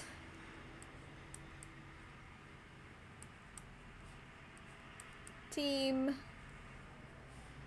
comps. I don't know why I didn't capitalize the T when I capitalized the C, but we don't talk about that. The X is going to represent Nefair because I'm not going to keep writing out her name. So obviously Nefair has her custom support Lauma. Let's go and check Lauma's kit again because we need to explain why that is the case. Oh.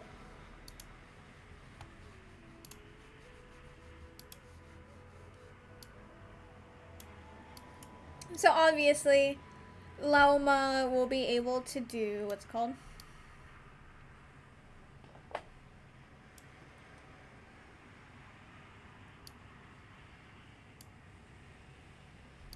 She can also, ooh, right there. There we go. When Verdant Dew, which is something that we've been talking about because,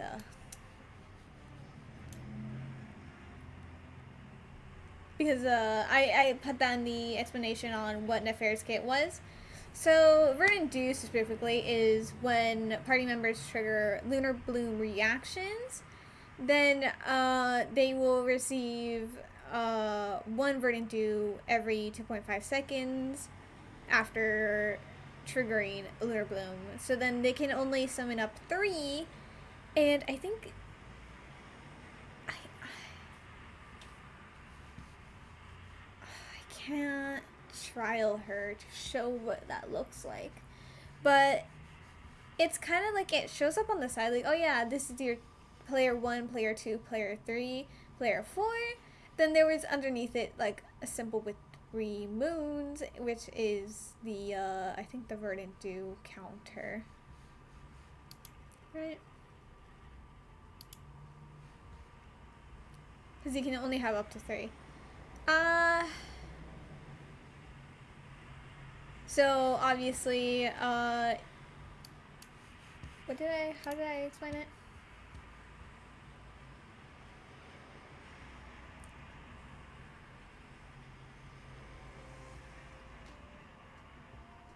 Right, so obviously since you only need to consume 1 Verdant Dew to do the special charge attack, you can do a mixture of going back and forth on if you want to use Lauma to do extra damage with her skill, or with her, what's it called? What does she do with it? To do a Hymn of Internal Rest, dealing 2 instances of damage, 1 normal and 1 Lunar Bloom damage. And plus,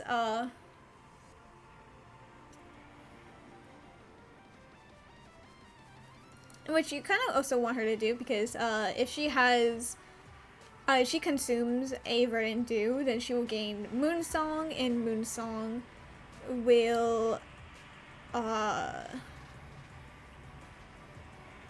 sorry, I'm listening to the music.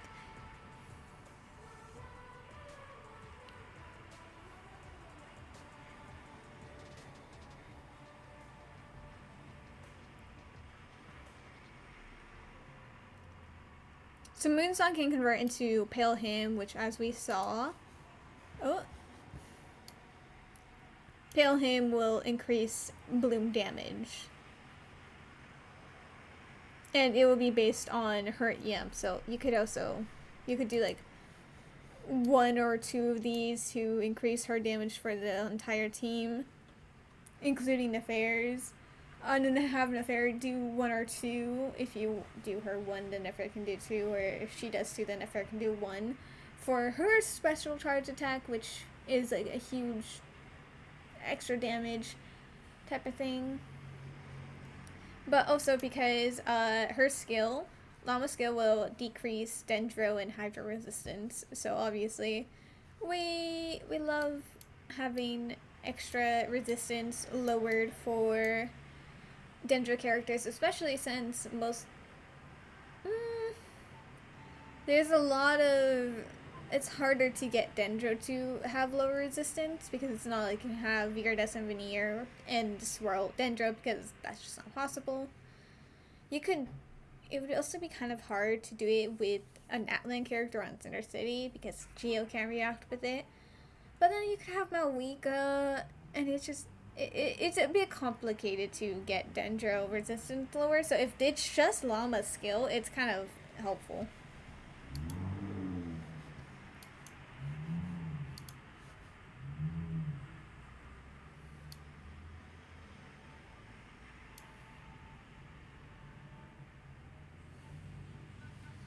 Again, if she gets Moonsign, then she gets different buffs, so depends on how many times you let her consume the Verdant Dew. Which, again, this will help buff Nefair.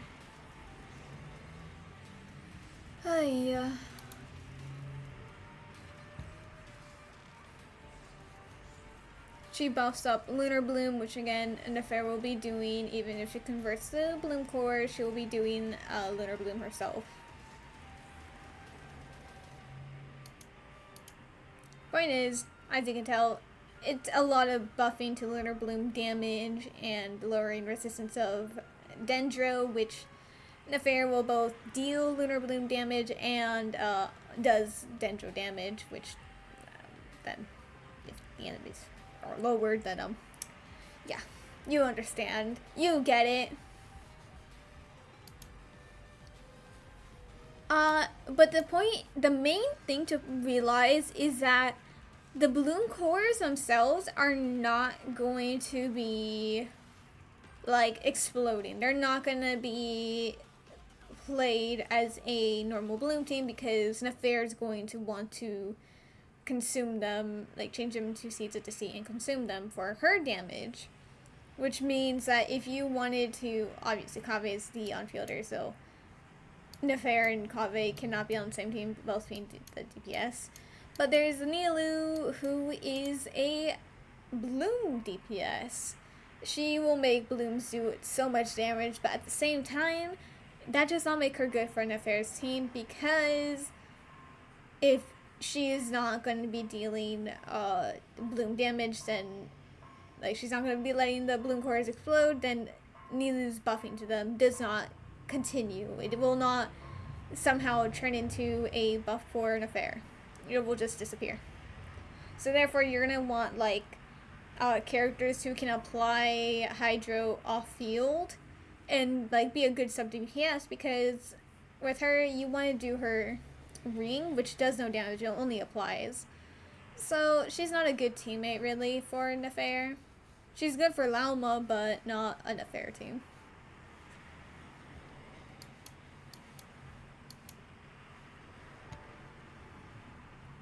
Characters who are really good with Nefair is Xingqiu. He does do a lot of off-field application of Hydro and gives and gives damage reduction if he has a skill up. And Yeah, the only thing is that he needs normal attacks to enable his off-field Hydra application with his burst, which Nefair will be able to do pretty easily, but she does have her charge attack, which she, again, doesn't do all the time, so it's kind of fine. But she does do charge attacks, which then will not trigger the Hydra application. Barbara, considering the fair is not a team in which you kind of like need only the right elemental teammates, otherwise you lose damage, Barbara is not really the best to have because she does not deal off-field Hydra application besides her skill, but her skill is like you have to be pushing into the enemy with that tiny circle, which it's not really good. It doesn't apply Hydra all too often. But in the end, she does apply heals. She does do healing if your team is dying. She can heal you up. So if you want to have Barbara on your team, you're going to need like an Animo character like Sucrose to be able to have Barbara do a normal attack and then have the Animo character be able to swirl the Hydro and just, I don't know, just kind of just do more, have a bunch of Hydro application but also have heals. Mona, I think Mona is going to be a pretty good choice for Nefair because she can do off-field Hydro. It might not be the best, but her burst might be kind of good because it will increase all damage reduction on the opponent and will immobilize small opponents. So honestly, it could be kind of good for Nefair to have that damage reduction along with the Dendro reduction.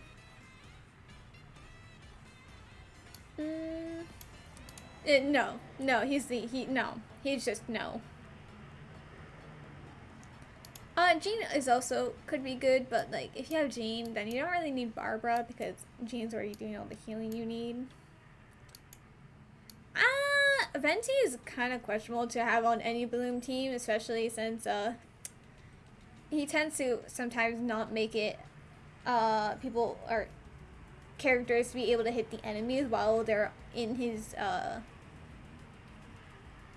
burst, but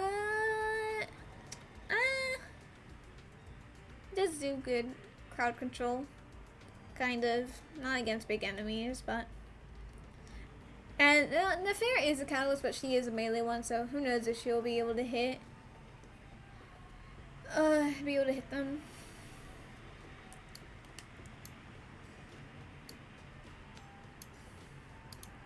Cosmo's off the meta, let's go, but he still has a really good crowd control. And has his burst which can lower, what's it called? Oh, did I exit? Oh, I did, my bad.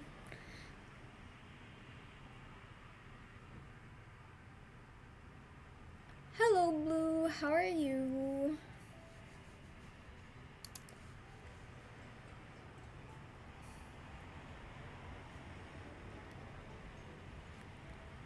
Is that a moth or a cat? What are you? It's kind of both because how do I explain it? I didn't really think about how I had to explain it if people don't know what my other models look like. My other character models are typically very cat-like, in which I have a hoodie which have cat ears, or will have always something that look like cat ears, kind of, really. So turning myself into Mothman, I couldn't just be Mothman because then I kind of lose the characteristic of cat likeness, so then I had to add in the cat ears. So it's kind of just both the Mothman and a cat. Though, I will say Kazuha is probably not as good as Sucrose, because I think Sucrose has EM buffing for her team, while Kazuha doesn't. Where is it?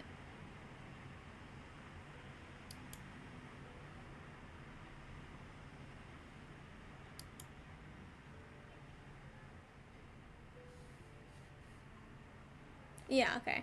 Should her burst be hitting opponents, then it increases all team members EM by 20% of soup versus EM. So if you just have a ton of it, then it will also buff everyone else. Where is it? Where do I see that? Yeah. You look like a really cool Adventure Time character. Oh, thank you. I haven't really watched Adventure Time, but I have seen some of their characters, so thank you for that.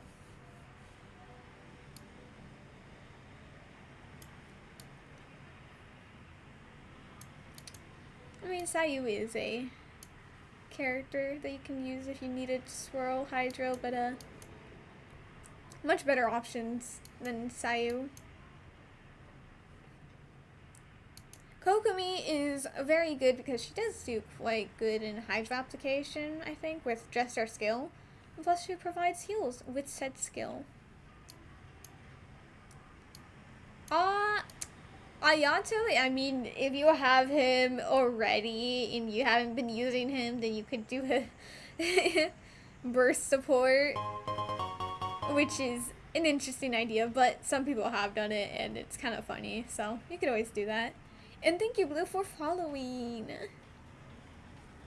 A much better alternative for Hydro application is Yealon. Kind of like Xingqiu, in which it's her burst that does a bunch of off-field Hydro application. Does also have that same normal attack trigger for it, though. So if you do a charge attack with Nafair, it's not going to trigger it. Candice can be good only if you have C6, because then she will be able to, with her burst, send waves of Hydro. But otherwise, then she doesn't have really good Hydro application.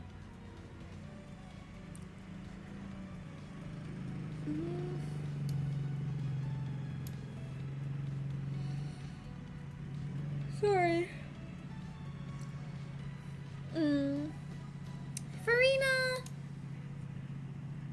Farina. She does do Hydro application. But it's ever so slightly inconsistent.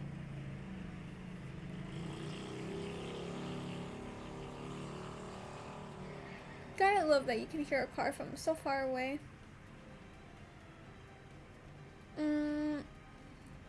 She's a good sub DPS. I don't think she will be one of the better teams, because I think Nafair is going to be wanting a bit more EM rather than just a damage bonus.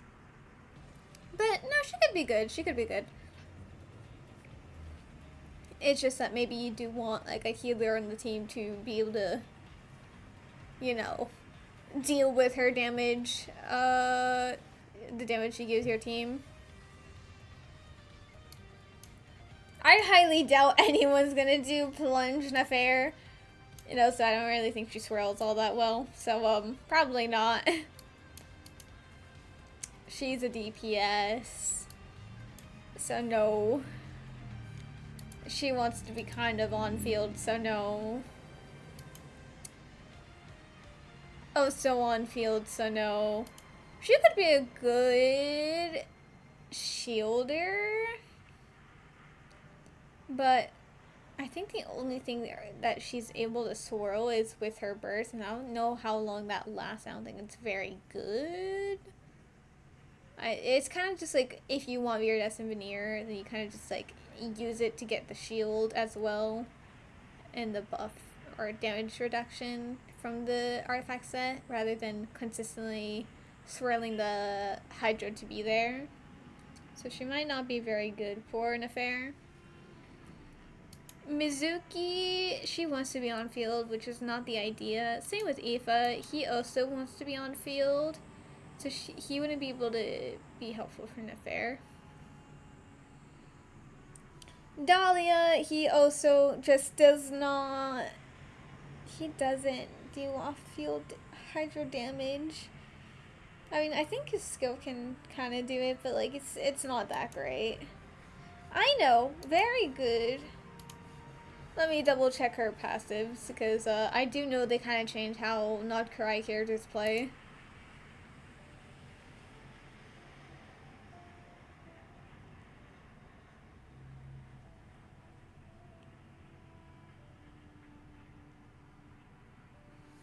So she'll be, yeah, no, if you guys hit something gleam, then she'll be able to do more instances of hydro damage, aka more, oh, and over a larger area of effect as well. Oh, which is very good.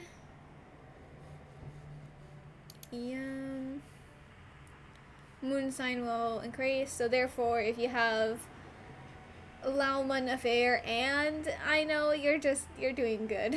You have a lot of moon sign. Wait, I cannot click. Depressing.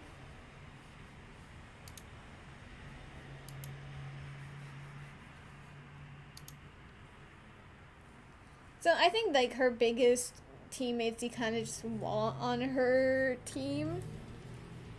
Obviously, it's herself, Llama, and also I know. That is a horrible A. I swear I know how to write.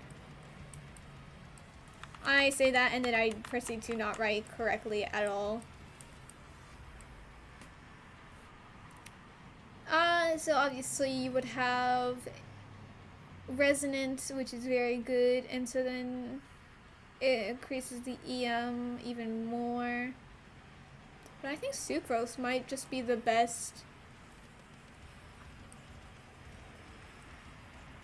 That's not how you spell it. Sorry, Sucrose. Anyway. That would just be like the best team, I think. And the only thing is that obviously there's no sustain in this team. There's no shields or heals. Of course, you could always have Lauma or Sucrose on.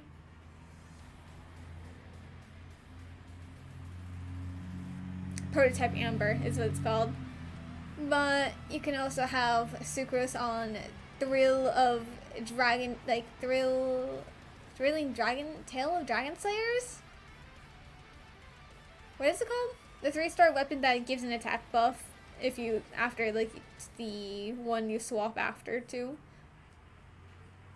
I know it has the event weapon. Llama also has the event weapon. But she could also have Thrills instead of Sucrose. Point is, you would have to like have a weapon to give you heals if you really were really caring about it. On the same point, you could do this same team, actually.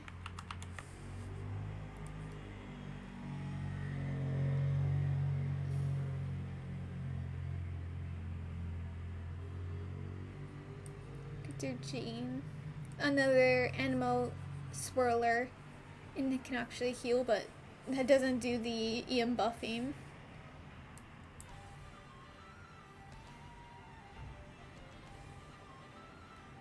Other character, yeah.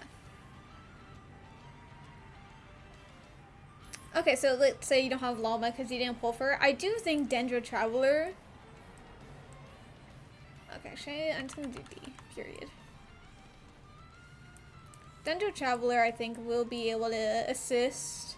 He's not the best Dendro applicator, but at the same time, it's you can't be picky. There's also Nahida, obviously. Actually, that's like Llama's biggest contender, Nahida. And who else? Emily. Emily is a really good Dendro applicator, like I said, even if she wants Pyro on her team to be enabling burning, she does do a lot of good Dendro application. Actually, what if I move it like...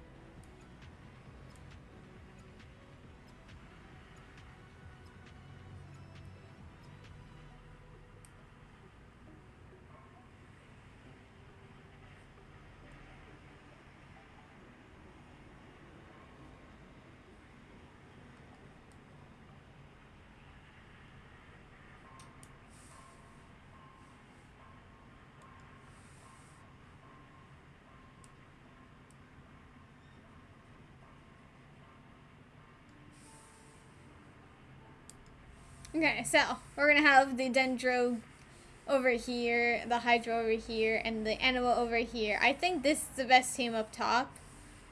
Having Nefair, Llama, Ino, and Sucrose, but good alternatives would be Yelan, Xingqiu, Barbara if you really wanted a healer, which then you would more need the animal unit, and also Kokomi. I think these are the best ones. Obviously, like I said, there is C6 Candace, but I don't think it's as worth thinking about as the other characters. And I mean, same thing, you can get a Kale for free. She isn't as good as the other characters in here, but she is free. Just for that as well, we're going to put Lynette, because again, Lynette is free.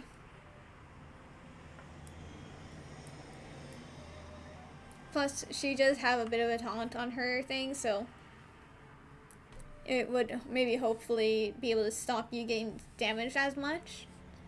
Sayu, Budget Jean, and Kazuha, because he's still a very good grouper, buffer. Nefair was kind of more simple to talk about, even if I only took like 30 minutes, which is still a long time, but like, that's because I was like taking forever to explain why Llama is a good teammate for her. My bad. I think, okay, let me get a different color.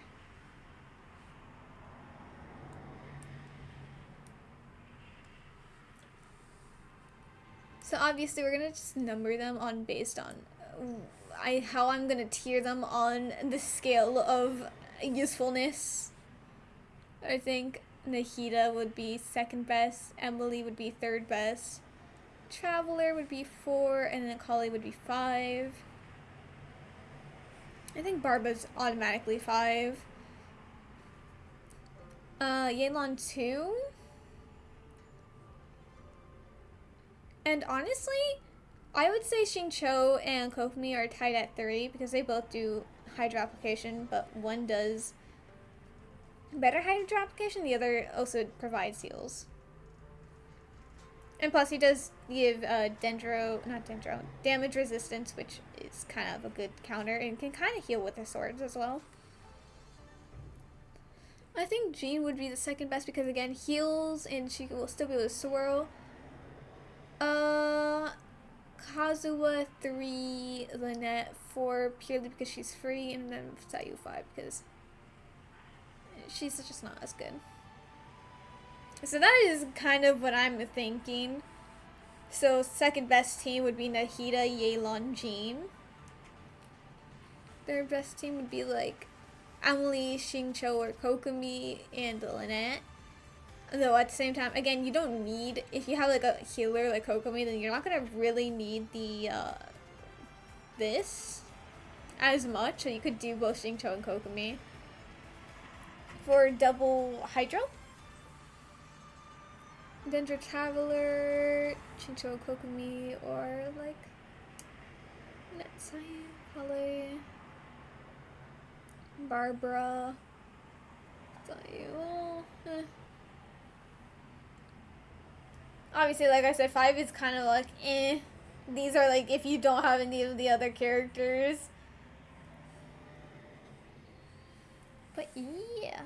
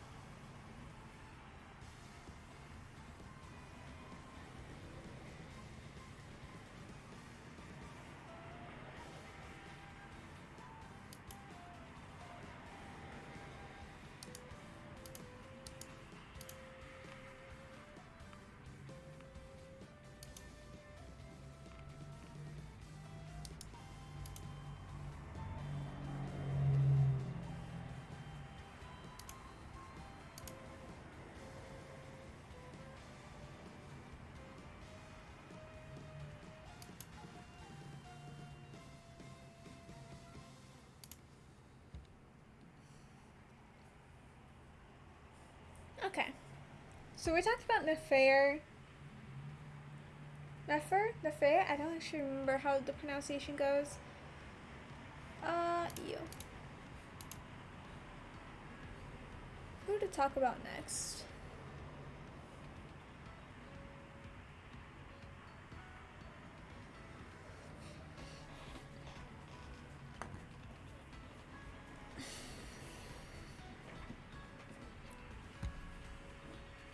Okay, I guess, yeah, Durin. Okay, I was making sure I didn't need to do, like, Varka before.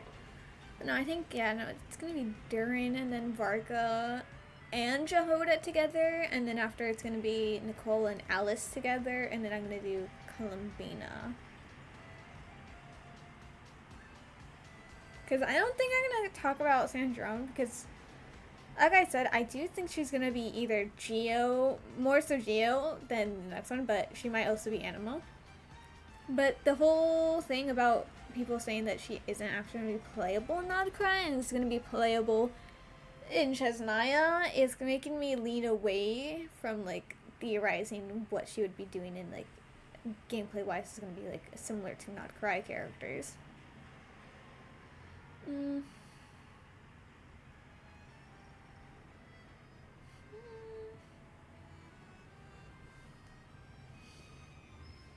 We're not gonna really talk about team comps for Durin because, based on based on his role, there isn't really a team comp for him.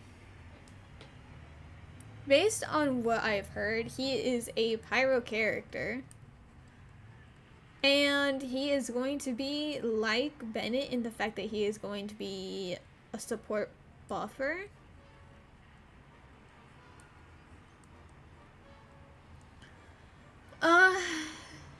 It's questionable whether or not it's going to be him buffing up the attack percentage, or if it's gonna be like decreasing the percentage of resistance on pyro or other types, because I've heard it's also gonna be like Animo and pyro, and yeah, oop. Point is, he's gonna be like a really strong buffer from what we hear, so therefore he's gonna be in a lot of teams, so it's not even worth it's like talking about which team Shalonen can be in. It's just not worth it if you know it's gonna be like all of them. The thing I am wondering about is he gonna be like, is he gonna have a like, what is his vision? That is an O, that it looks ugly. What it was supposed to be a V vision. Where is it from? As much as I would love for it to be Mondstadt, we didn't see him with a vision there or any of his promotional art before Nod Krai where he has a vision on him and it being from Mondstadt, so therefore it might actually be a moon. Ooh, that is not Nem. It might be a moon wheel from Nod Krai, because we didn't see him get his vision, and did he get his vision while we didn't see him? Is that the idea? We could have another Wander.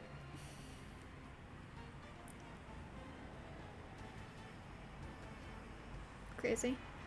Wander Part 2. We saw Wander get his vision, so therefore are we gonna watch Durin get his moon wheel and Nod Krai, and then therefore, since he would be probably Pyro. Wait, that is an ugly ass. Oh, I'm redoing that. Pyro, did you... Yeah, you missed me talking about Nefer, the upcoming Dendro character. Durin is the only Pyro character I've just started talking on. And it's not confirmed that he's Pyro, but like... Yeah. Is getting a vision, like a non-playable character, become playable? No, we do. We see a couple NPCs with a vision. We just know for a fact that he's going to be playable. He has a playable design.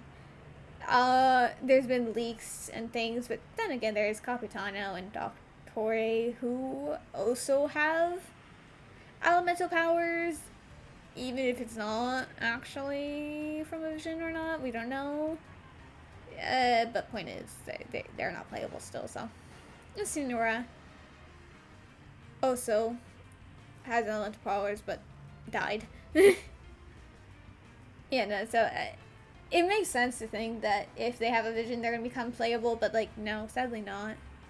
Though it does make sense to say, like, oh yeah, not all people that are, like, all the playable characters, there's a lot of them, but like, in comparison to like the entire world, is there really only that few vision holders? So Klee's mom is still there. Yeah, she's gonna be talked about in a bit. Which this also is gonna be tied into with Alice, because like I said, we don't know where Durin's vision is from. If he actually, doesn't he even have a vision? Or is it gonna be kind of like Skirk, who too does not actually have a vision, or just like kind of any of the Archons? Why did I do that?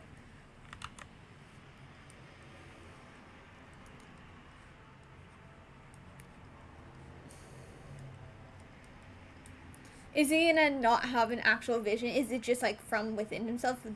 Was he born with pyro powers and we just technically never saw them since Durin was dead? And then all that?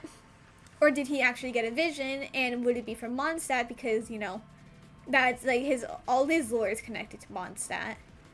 But we didn't see him get one, we never saw him with a vision, so therefore could he be getting a moon wheel like Wander did in Sumeru?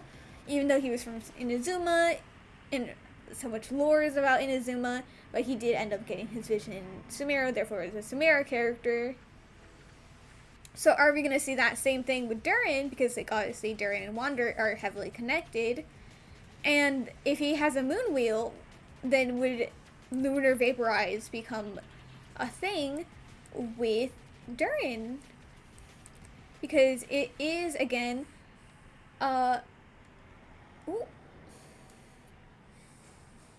lunar reactions are like reactions based on hydro.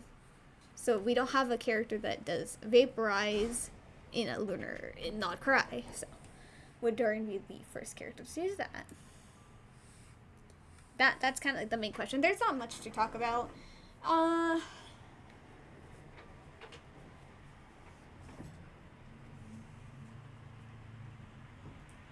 That is just kind of like the biggest thing I'm wondering about, because again, his team comps, if this is kind of just his what is that? If this is kind of just his kit where he's gonna be an applicator and a buffer, then his team comps is just like any.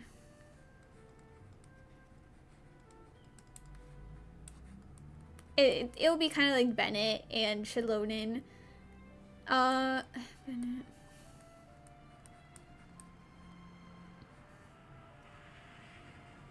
That's not how you spell Bennett. Oh well.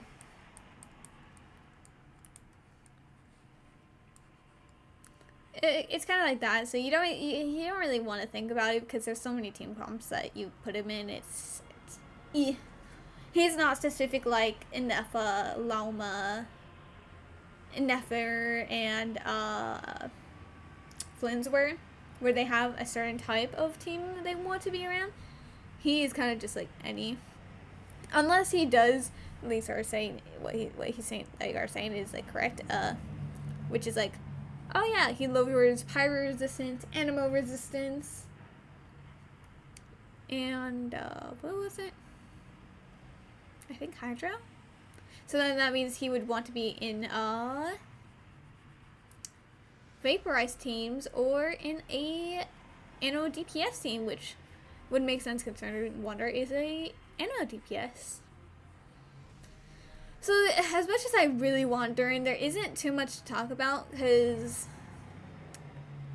he's like such a broad character from what we're hearing, so I can't analyze too much, and plus like all his leaks are constantly like changing, So it's a bit depressing, but oh well.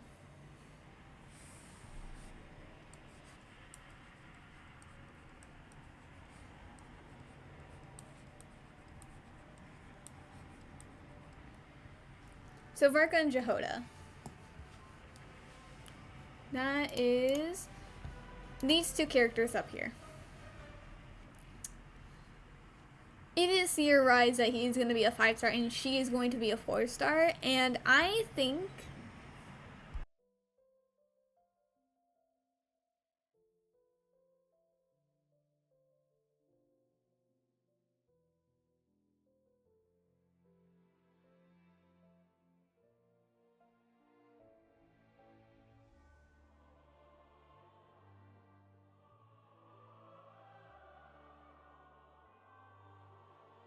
Okay, so there was a huge debate on whether or not Jehoda was going to be a 5-star or 4-star.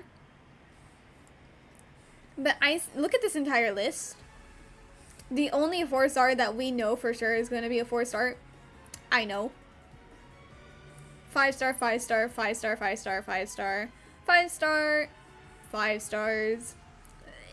They need to have 4 stars, so therefore, we just had to assume Jehoda's gonna be the 4-star.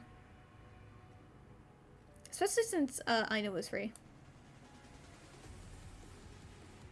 So, many people are hoping that Varka would be a physical DPS, which is totally understandable. Physical is a fun thing to do, but physical has been ignored for centuries.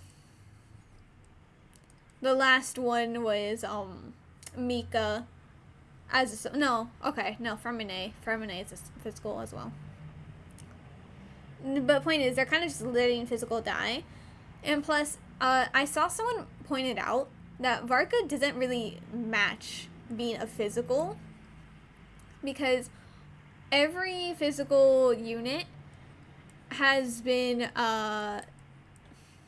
every physical, like, DPS has been either Electro or has been, Cairo. And the main reason for that is because these two elements cause the reaction superconduct, which will reduce the resistance to physical. So they're like, you just like, they apply their own element that they need, and they just have a teammate do the other element so that they improve their physical damage. Varka being animal wouldn't really be helping to get that elemental reaction going.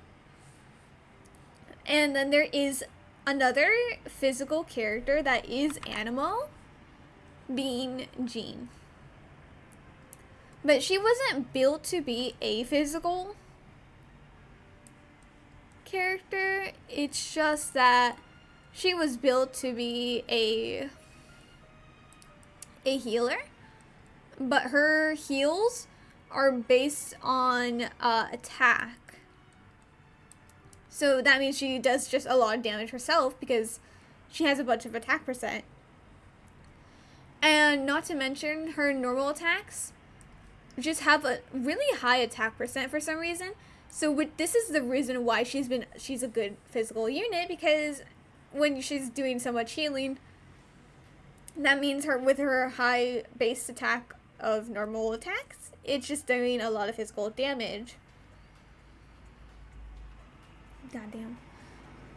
So that's the only reason why Jean is a physical unit whenever people want to play her like that, but like that's not her designed gameplay.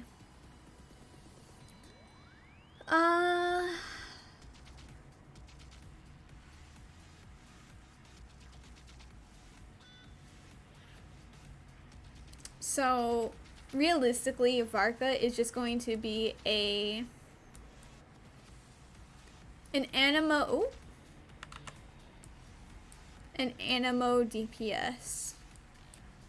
That is the most likely thing for him to happen, because his elemental, it was leaked to be Anemo. So maybe, mayhaps, he will be like Jeans and just have a really high NA base attack. So he could do physical unintendedly. But realistically, it's going to be an animal DPS. Which, if, like we said with Durin, he might be lowering animal resistance, so then he could be paired with Varka. But another thing is, like, it wouldn't be like design support, because I think it's more so gonna be focused on Pyro. It's just like, oh yeah, there's some animal, and I've heard it's like also behind constellations for animal resistance lowered. But the biggest thing about Varka is that the leaks are saying he's gonna be another standard character, which is very depressing. That, like, it is a new Mondstadt character finally coming out, and he might be added to the standard banner. It's like, yeah. Especially since people have been waiting so long for him to actually be playable.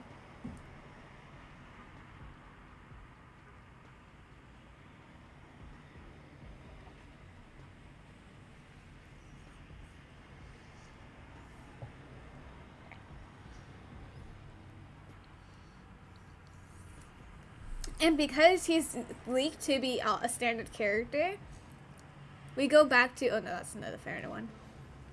We go back to the custom supports. They have 5-star DPSs getting a custom support per thing. But if Varka is a standard, then why would they focus on giving him a custom 5-star? If anything, they would give him a support that is a 4-star. And you know who is leaked to be a 4-star that is also Anemo? Jehoda. Whether or not she's gonna be like Farazan and wants to be C6 is yeah. It's unknown. We don't know anything about Jehoda. We don't really know anything about Varka. We're just like guessing.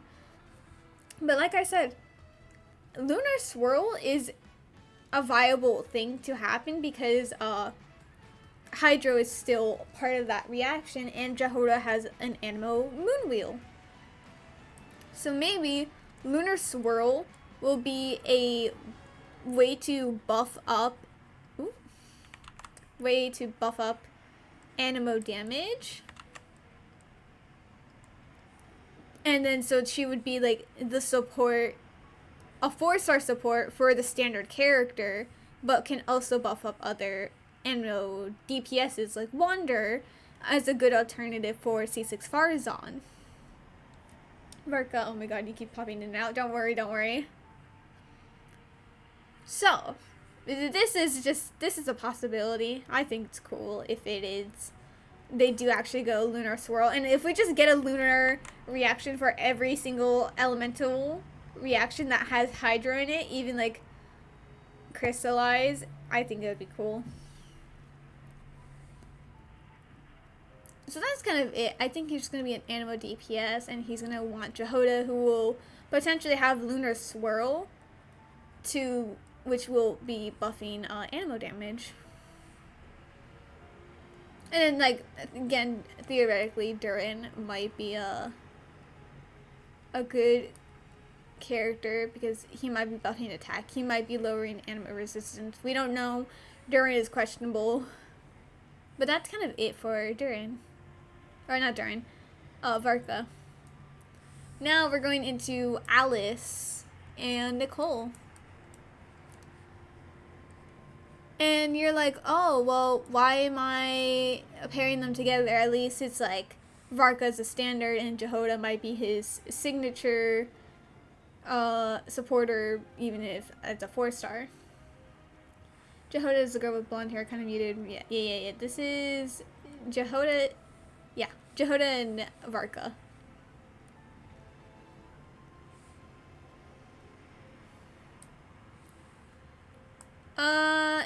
you can barely see them. They're on the opposite side of each other, which is slightly inconvenient for me, but like, oh well.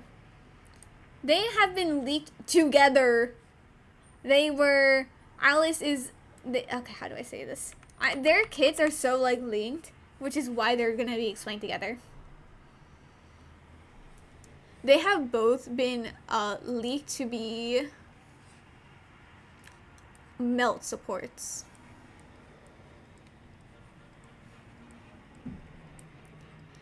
It's implied that both of them are not a DPS, they're both a support, so they want to be paired up together for even stronger reactions. Or maybe it is only like Alice is actually a DPS and Nicole is support and they're just together. Or wait.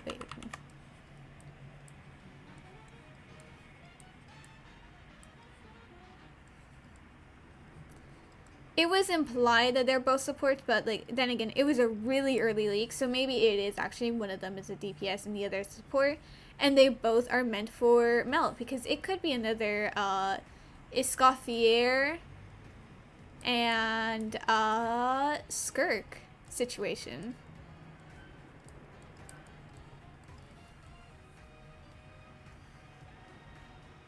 I would assume Alice seems more like the DPS out of the two, but sometimes they like to do other things.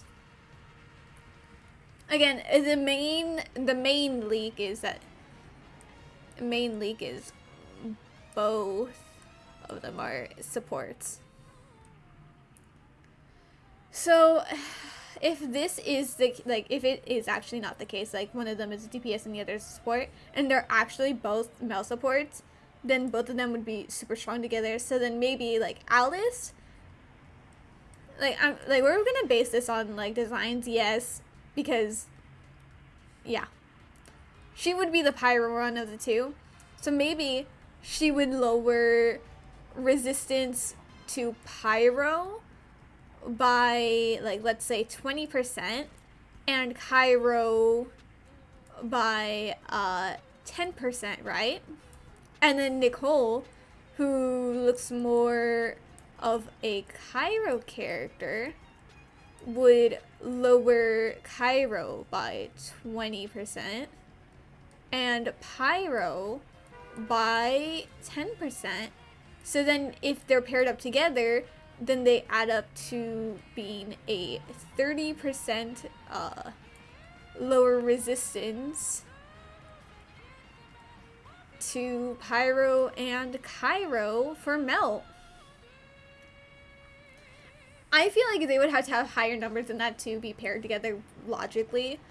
But I do think if they are going to be like a melt support, then they're going to be much more lowering the resistance of the element type they are. And then the other one a bit lower, but then add them together, then they have equal, like it adds up to the same amount. So it could be like,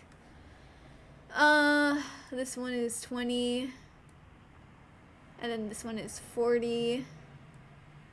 For like, you can tell that it's like, it's twice the amount for like way more, and then it's like a 50% bonus for like 50% resistance drop for the enemies.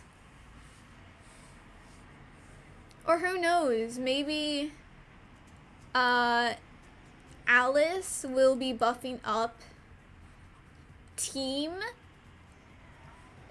bonus, like bonus of like Pyro and Cairo. Oh. While Nicole is debuffing opponents' resistance to Pyro and Cairo. So I think if they are both melt supports, it's gonna be like either they're both gonna have the lowering resistance for the opponents, but they're gonna have like more resistance lowered for their elemental types. So then if you pair them together, then it's a humongous elemental resistance for both elements, or it can be like one's an attack bonus and the other is an opponent resistance debuffer. And then obviously they just pair up wonderfully. So that's kind of like the idea. They're gonna want to be in Mel teams. So I think just any pyro DPS, like a team comp would be like a pyro DPS plus Alice plus Nicole plus Sit Lolly. Sit Lolly would be the sustain, and plus she also buffs up Mel for pyro DPSs. She does not buff Mel for she doesn't buff DPSs that are Cairo type. So for a Cairo one,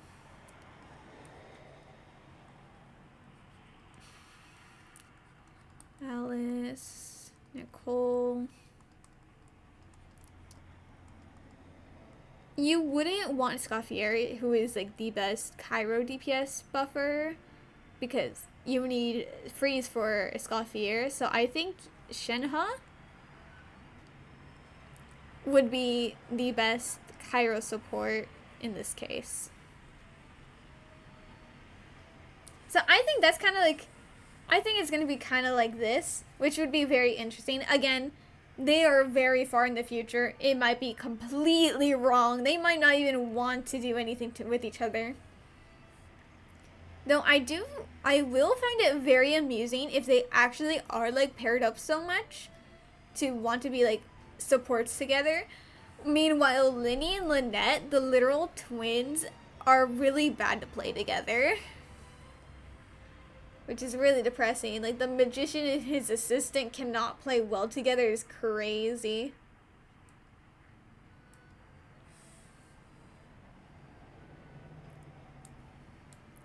So if you put Alice in all pyro, it would be bad.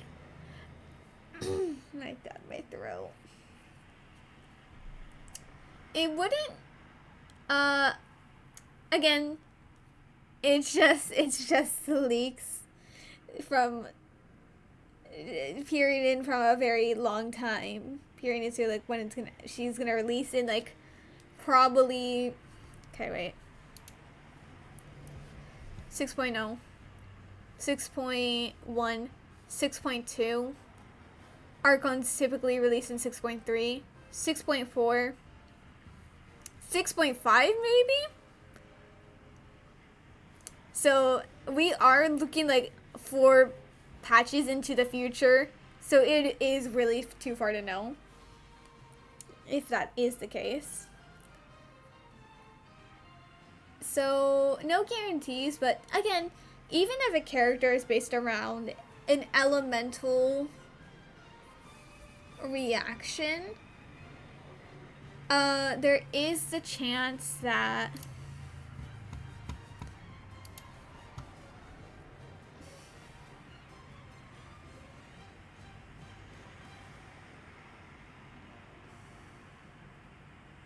I think it, like, how do I say this?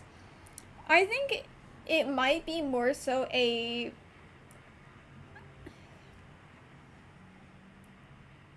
I think it will be much more... Their kits, Nicole and Alice, I think it's going to be much more like a Natlia, like, elemental specific reaction kit. Where, again, Auroron, he is stronger in... What's it called? He has a lot of urge to be an electrocharge team, but he is very strong without electrocharge. It's just that he does have an ascension talent. Again, only one of all of his talents are saying that he wants electrocharge.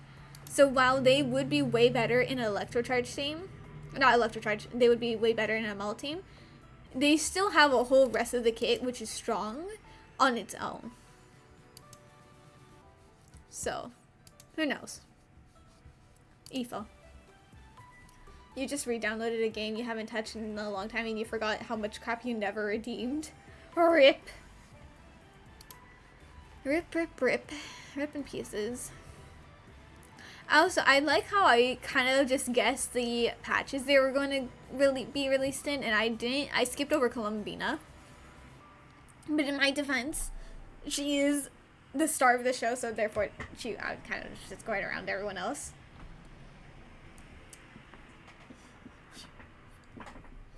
God damn.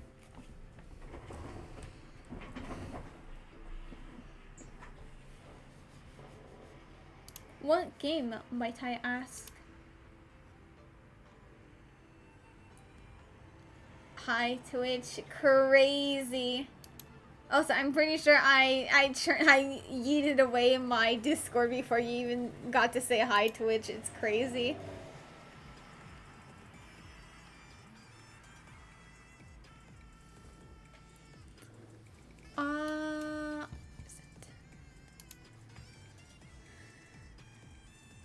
No, I cannot say I will not I know for a fact that I took away Twitch before anyone could DM me.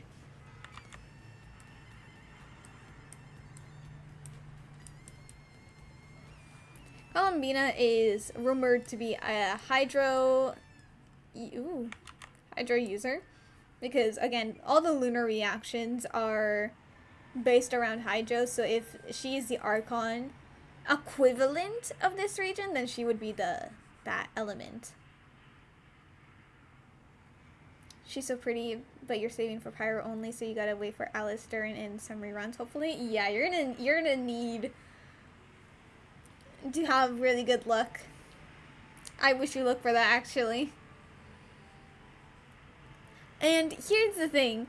So typically, in a new region, we have the Traveler.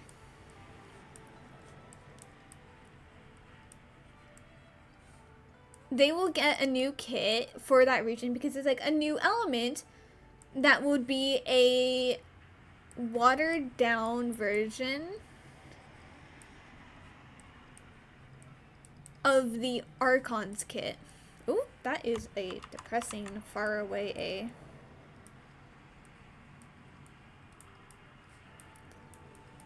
But the thing is, this isn't a new elemental region to exist in. The Traveler already has Hydro. But you know what was the best way for them to counteract that? A free 4-star. So I think I know was gonna be the watered down kit that kind of explained what Columbina's kit is going to be.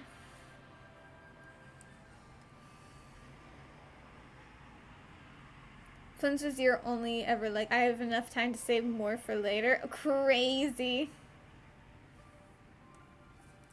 Insanity.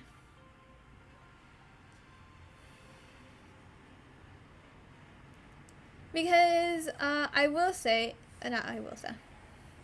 I do think this is quite possible because they have done something similar in which since we didn't get Pyro Traveler early on, we got Kachina instead for the free Night Soul.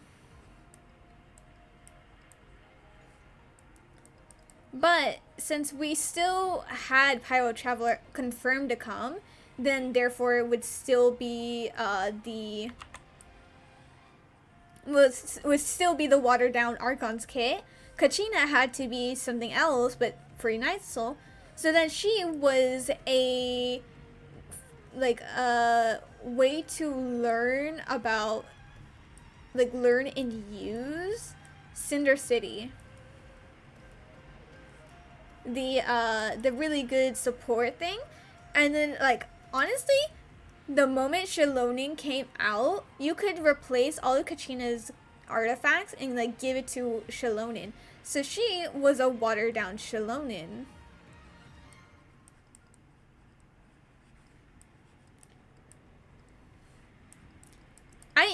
in my Noelle team, have her as the watered down Shilonin until I can actually have Shilonin on my team. Bro, don't remind me. You still try to resonate with the moon on accident? Crazy. A demo? Yeah. Perfect. That is a good, what's it called?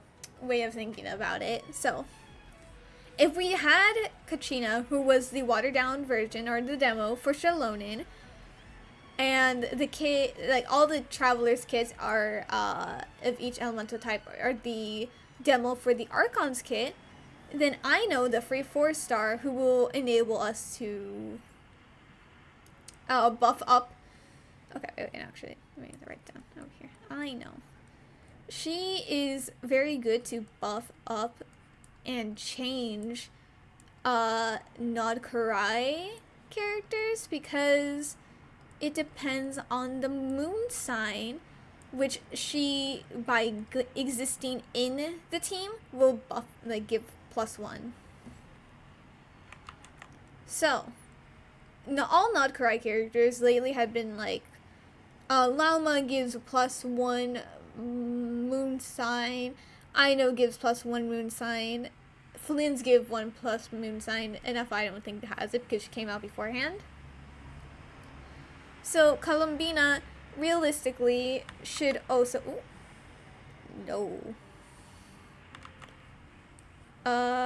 should also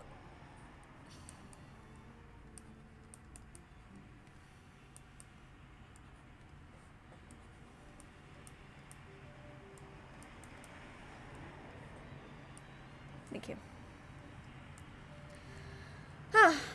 So she should also be giving 1 moon sign, especially since that's kind of like what she does as an NPC already. So if we go back to Aino, who I was on originally and then I left for some reason. Her skill... I don't think Columbina will have something like this. It's kind of like how Kachina has a very different skill and burst than Shilonin, but like they still had like the same artifacts, and they both still had the same artifacts, and they wait, no, I said that twice.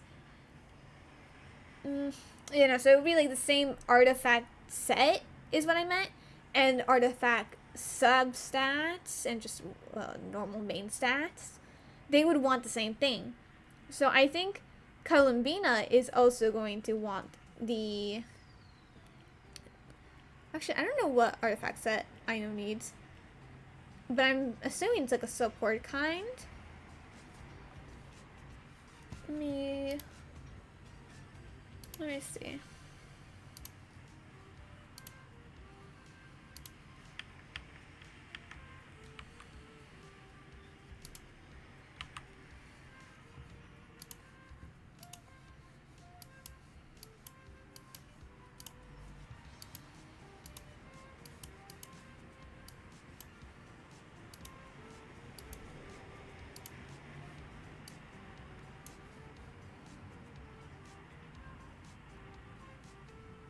This is for Flynn's.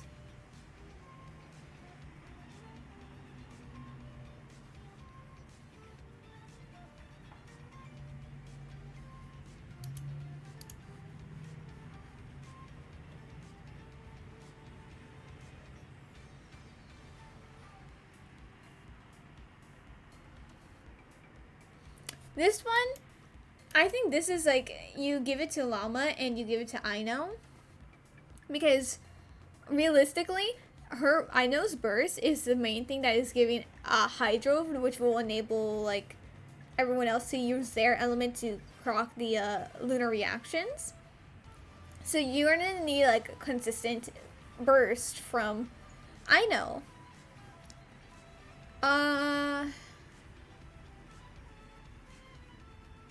So then when dealing elemental damage, which you do through the burst, because it will still do damage even if it's not going to be your main source of damage, it's still doing damage, and so therefore will increase all the team parties' EM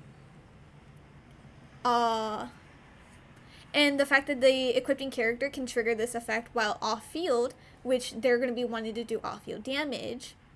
And all Lunar Party team members will have their Lunar reaction damage increased by 10% for each winning Lunar.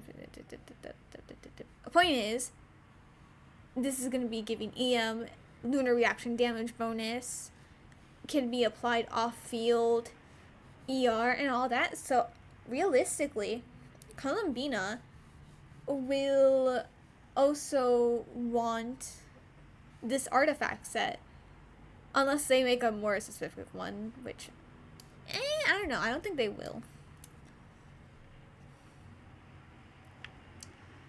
Let me go back to I know. No, that is not where I was looking at. I know.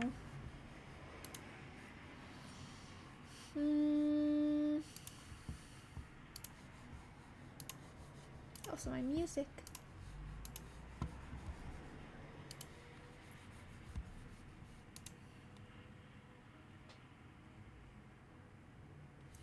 So, oh no, that's more I know. I think every character has this based on the amount of moon sign.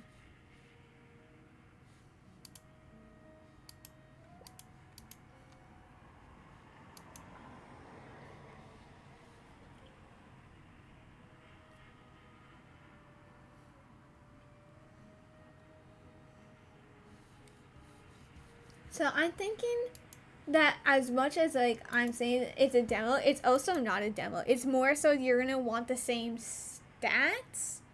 You're gonna want the same main stats and substats that you have on Aino on Columbina. She's gonna want Columbina realistically. Like she's gonna have a very different skill, I think, but I think she also is just gonna have a burst that does a lot of hydro application,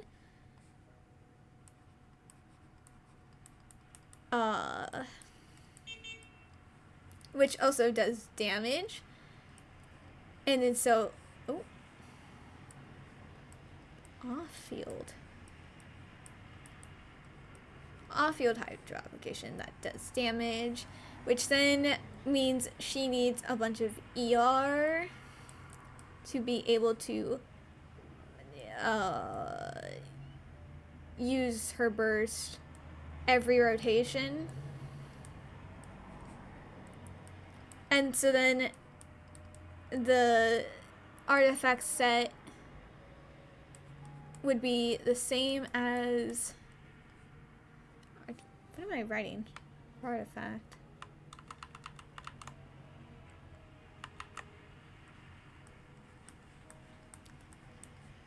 Artifact set plus stats, same as Aino's. So the moment you get Columbina, you kind of just replace Aino with Columbina to be a trial. Aino reminds you of that electric gym leader in Scarlet and Violet. The way I have called her by that name so many times when she first was revealed, because their names are kind of like similar pronunciations. It's sad. They look similar indeed. It's evil.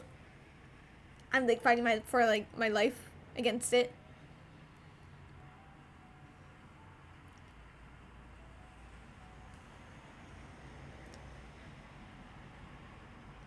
I know. This is like, your eyeballs are mine, wait, how did it go? Your eyeballs are mine, caught in my electro web. It's, I don't know. So I know versus I know. It's kind of similar.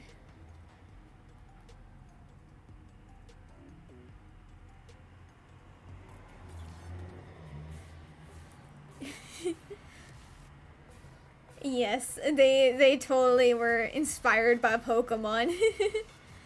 No, for legal reasons, they will, if they ever say that, they would have to say it's a joke because Nintendo will hunt them down.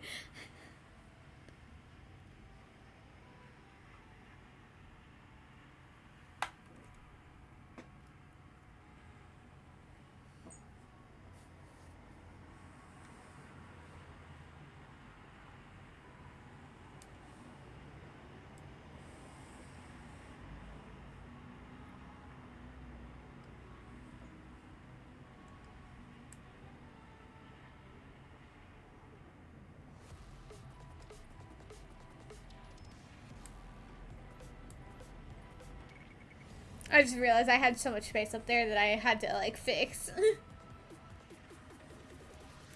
But I do think that it is that Columbina is just gonna have her burst do a lot of hydro application that will also do damage off field.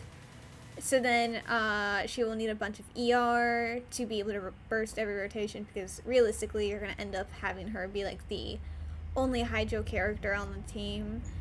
And her artifact set is probably gonna be the same as Aino's, and since you're kind of just going to be immediately replacing Aino with Columbina, like how you did with Katrina with Shalonen, then maybe their stats are also going to be the same. So maybe Columbina will be scaling off of attack percent, because I think Aino does the same.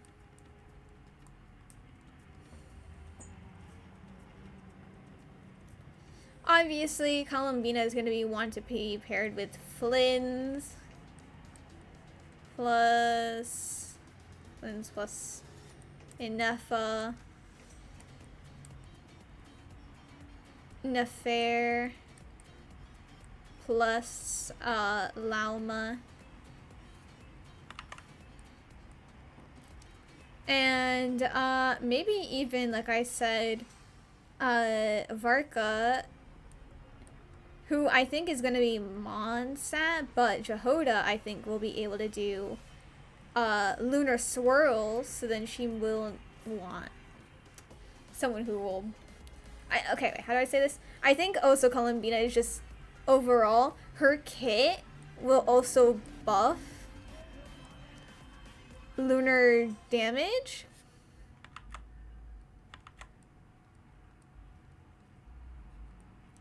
Of all kinds, kind of like the artifact set, so it's kind of like her kit's buffing lunar damage and the artifact set is also buffing lunar damage, or she's gonna be like Aino and buff or it might be and or and, as I wrote. So if it I don't know, it might be a good combo. And then from what I'm hearing, I was thinking like maybe Alice would be the enabler for Lunar Vape, but then I'm like, oh no, both her and Nicole were theorized to be like a really like good duo to support Melt, which has no hydro. But then again, there are going to be more characters released that haven't been like revealed, so more Nod Krai characters coming out later.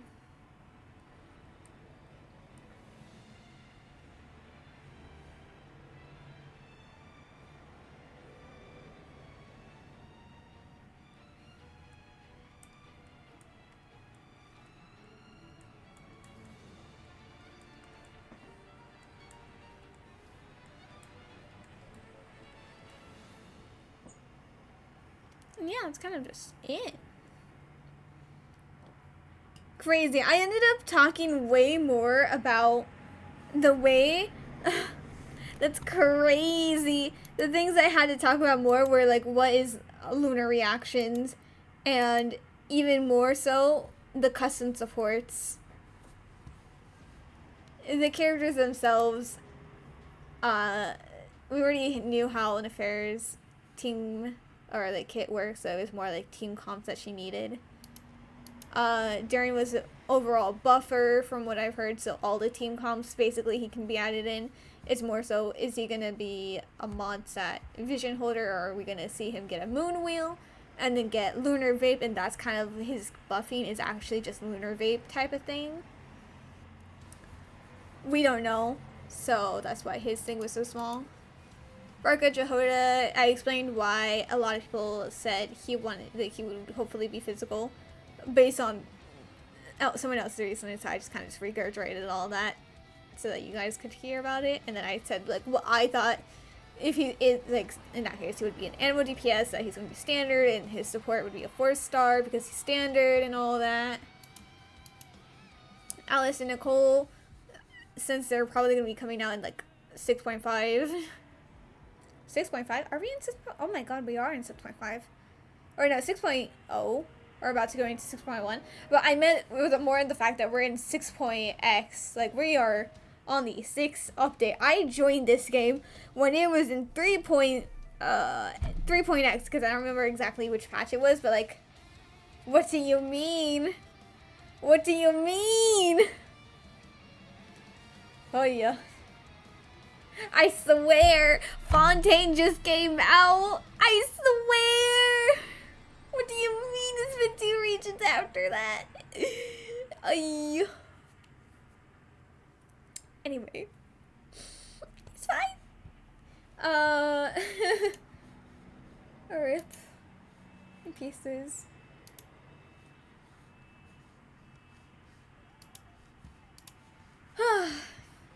Well, they were leaked to both be melt supports, so now it's theorizing on how, if they're gonna be like paired up together, like they want to be paired up, or is it actually like it was wrong and one of them is actually a DPS and the other's a support, so that it would be like a Escoffier being a custom support for Skirt type of thing, or if they are actually both supports, and how would that work out? Like, one's favoring Pyro and the other favors Cairo, but they still buff both. And then so if you combo them up, then it's a really high combination thing. Or if like one of them is a team buffer and the other one's an opponent resistant debuffer. Who knows? We don't know anything. Their leaks are gonna not be coming anytime soon anymore. And then Columbina, how I thought, since she's the Archon equivalent, she's gonna have to have a demo version of a character, but since Traveler already has Hydro, he can't have a Hydro again, so I know is probably the biggest contender to be like a demo, as in, oh, you want Ino to be using her burst, therefore you're gonna need a lot of ER on Ino, you're gonna want the same artifact set, and probably, if that's the case, then Lulu's stats are going to be the same. But since obviously Columbina is going to be a 5-star and like the Archon equivalent, she might be doing like a bit more in terms of buffing than Ino will. Like, the fact that she's going to be in any lunar team. She could also be in any team that needs Hydro if she's going to be a really good Hydro applicator. It's just like, obviously, lunar teams are just going to be stronger for her to buff and easier to buff, you know. I yapped so much, and yet I feel like I didn't yap nearly enough, because I feel like I did way more for Inefas. I had to go check. Let me see how much did I yap for Inefa. To be fair, we didn't know anything about Inefa or lunar reactions as like a whole, besides from the leaks, and that I didn't really look into the leaks because I wanted to theorize on my own. But like, I don't know, I still think I might have yapped way more. Oh, okay, no, I did a actual thing that day. Crazy.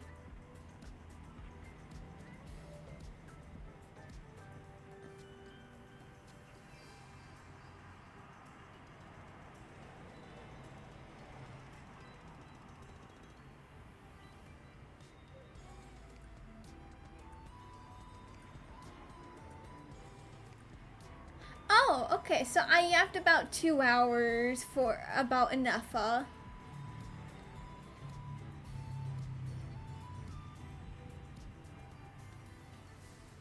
Okay.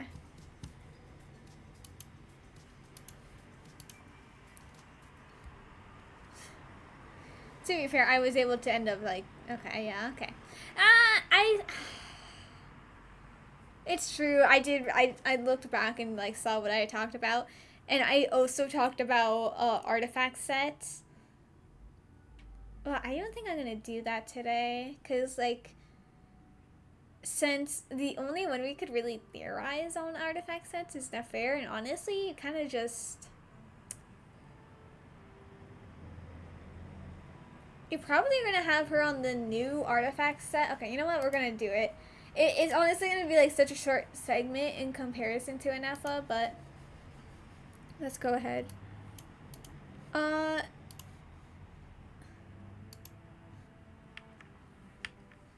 Realistically, I think it's gonna be the same thing as Natlan. It's going to be the where they had all the DPSs. Honestly, just use the same set. It's gonna probably be this one because EM for like honestly all lunar reactions want EM. So if Llama triggers a lunar reaction, then the equipping character will gain more crit rate and lunar reaction damage. So honestly, Nefer will probably want this. That's kind of it, but like, oh, technically you can pre-farm it, but if you didn't have anything, my god, my throat. Realistically, you're not gonna want her on this. You're gonna want like Loma on this, or another character.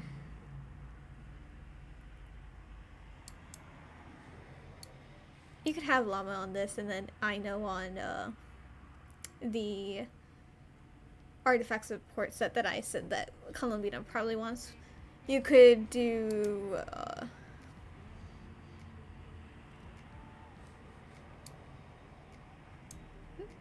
no, they're not gonna really want to let that happen, so I didn't die. What do you mean?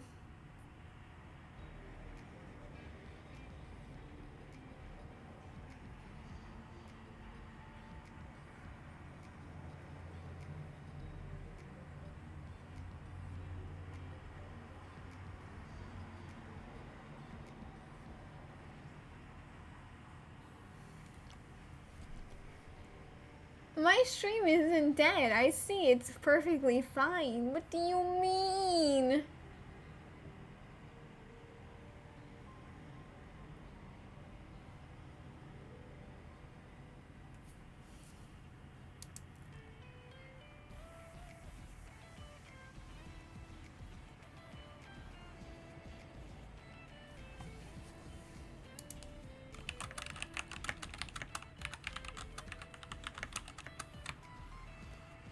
Crazy. Okay, yeah, that's what I'm like. I think your screen must have just froze or something because my stream is perfectly fine. Crazy. The point is, if you don't have the new set ready and pre-farmed for Nefer and you have like Gilded Dreams is probably going to be good for her.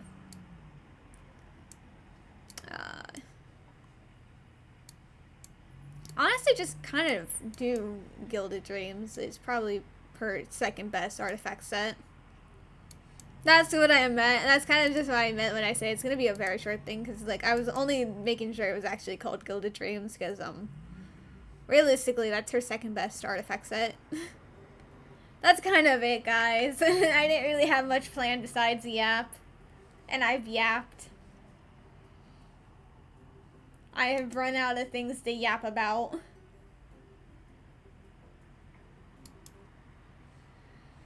Hey.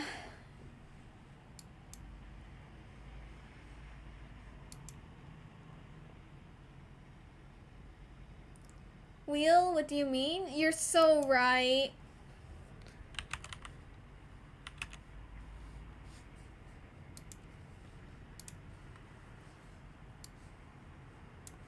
Give me a second, give me a second, give me a second. Yes, yes, yes, yes.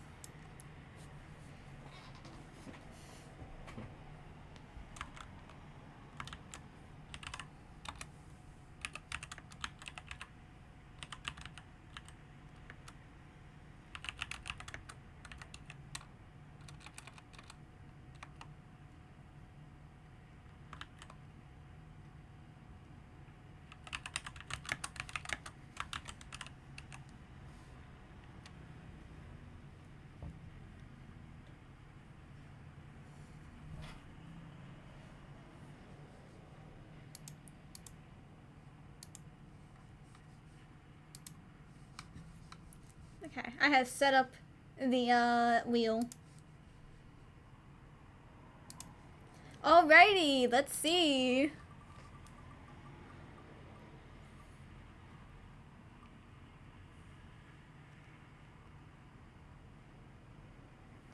Congratulations, Seth! You're going to stream! I hope you're honored. Because it was an honor to spin the wheel for that.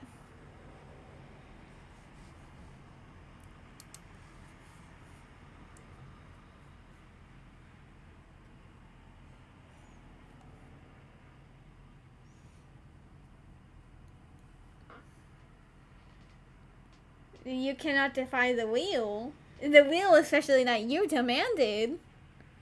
Are you defying the wheel? Stream what? I don't know. That is up to the streamer. People cannot tell what the streamer is supposed to stream. They just stream what they want.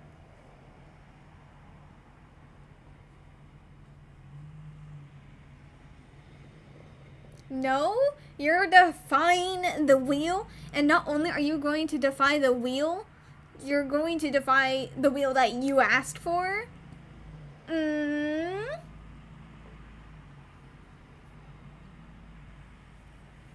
You'll find something. 1 sec. That's what I thought. That's what I thought.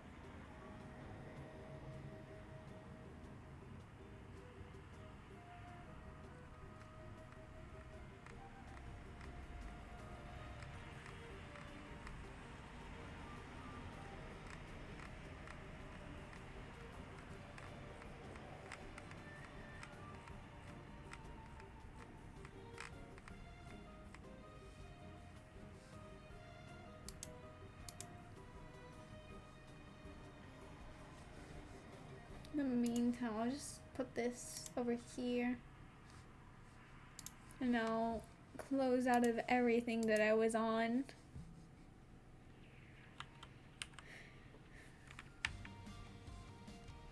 Oh, I'm so happy with the name card. Hee hee hee.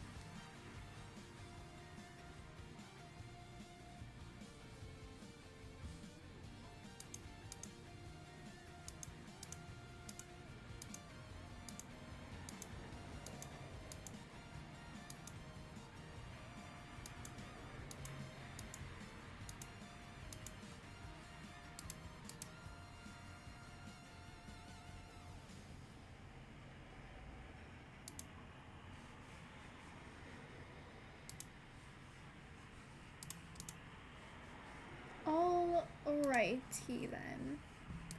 See, Seth has started to stream. And I have confirmed everything has been saved correctly. It would be kind of sad to lose my app, even though I'm gonna do nothing with it. I still wanted to keep it because, I don't know. Ow. Rude. Anyway. We are going to raid Seth.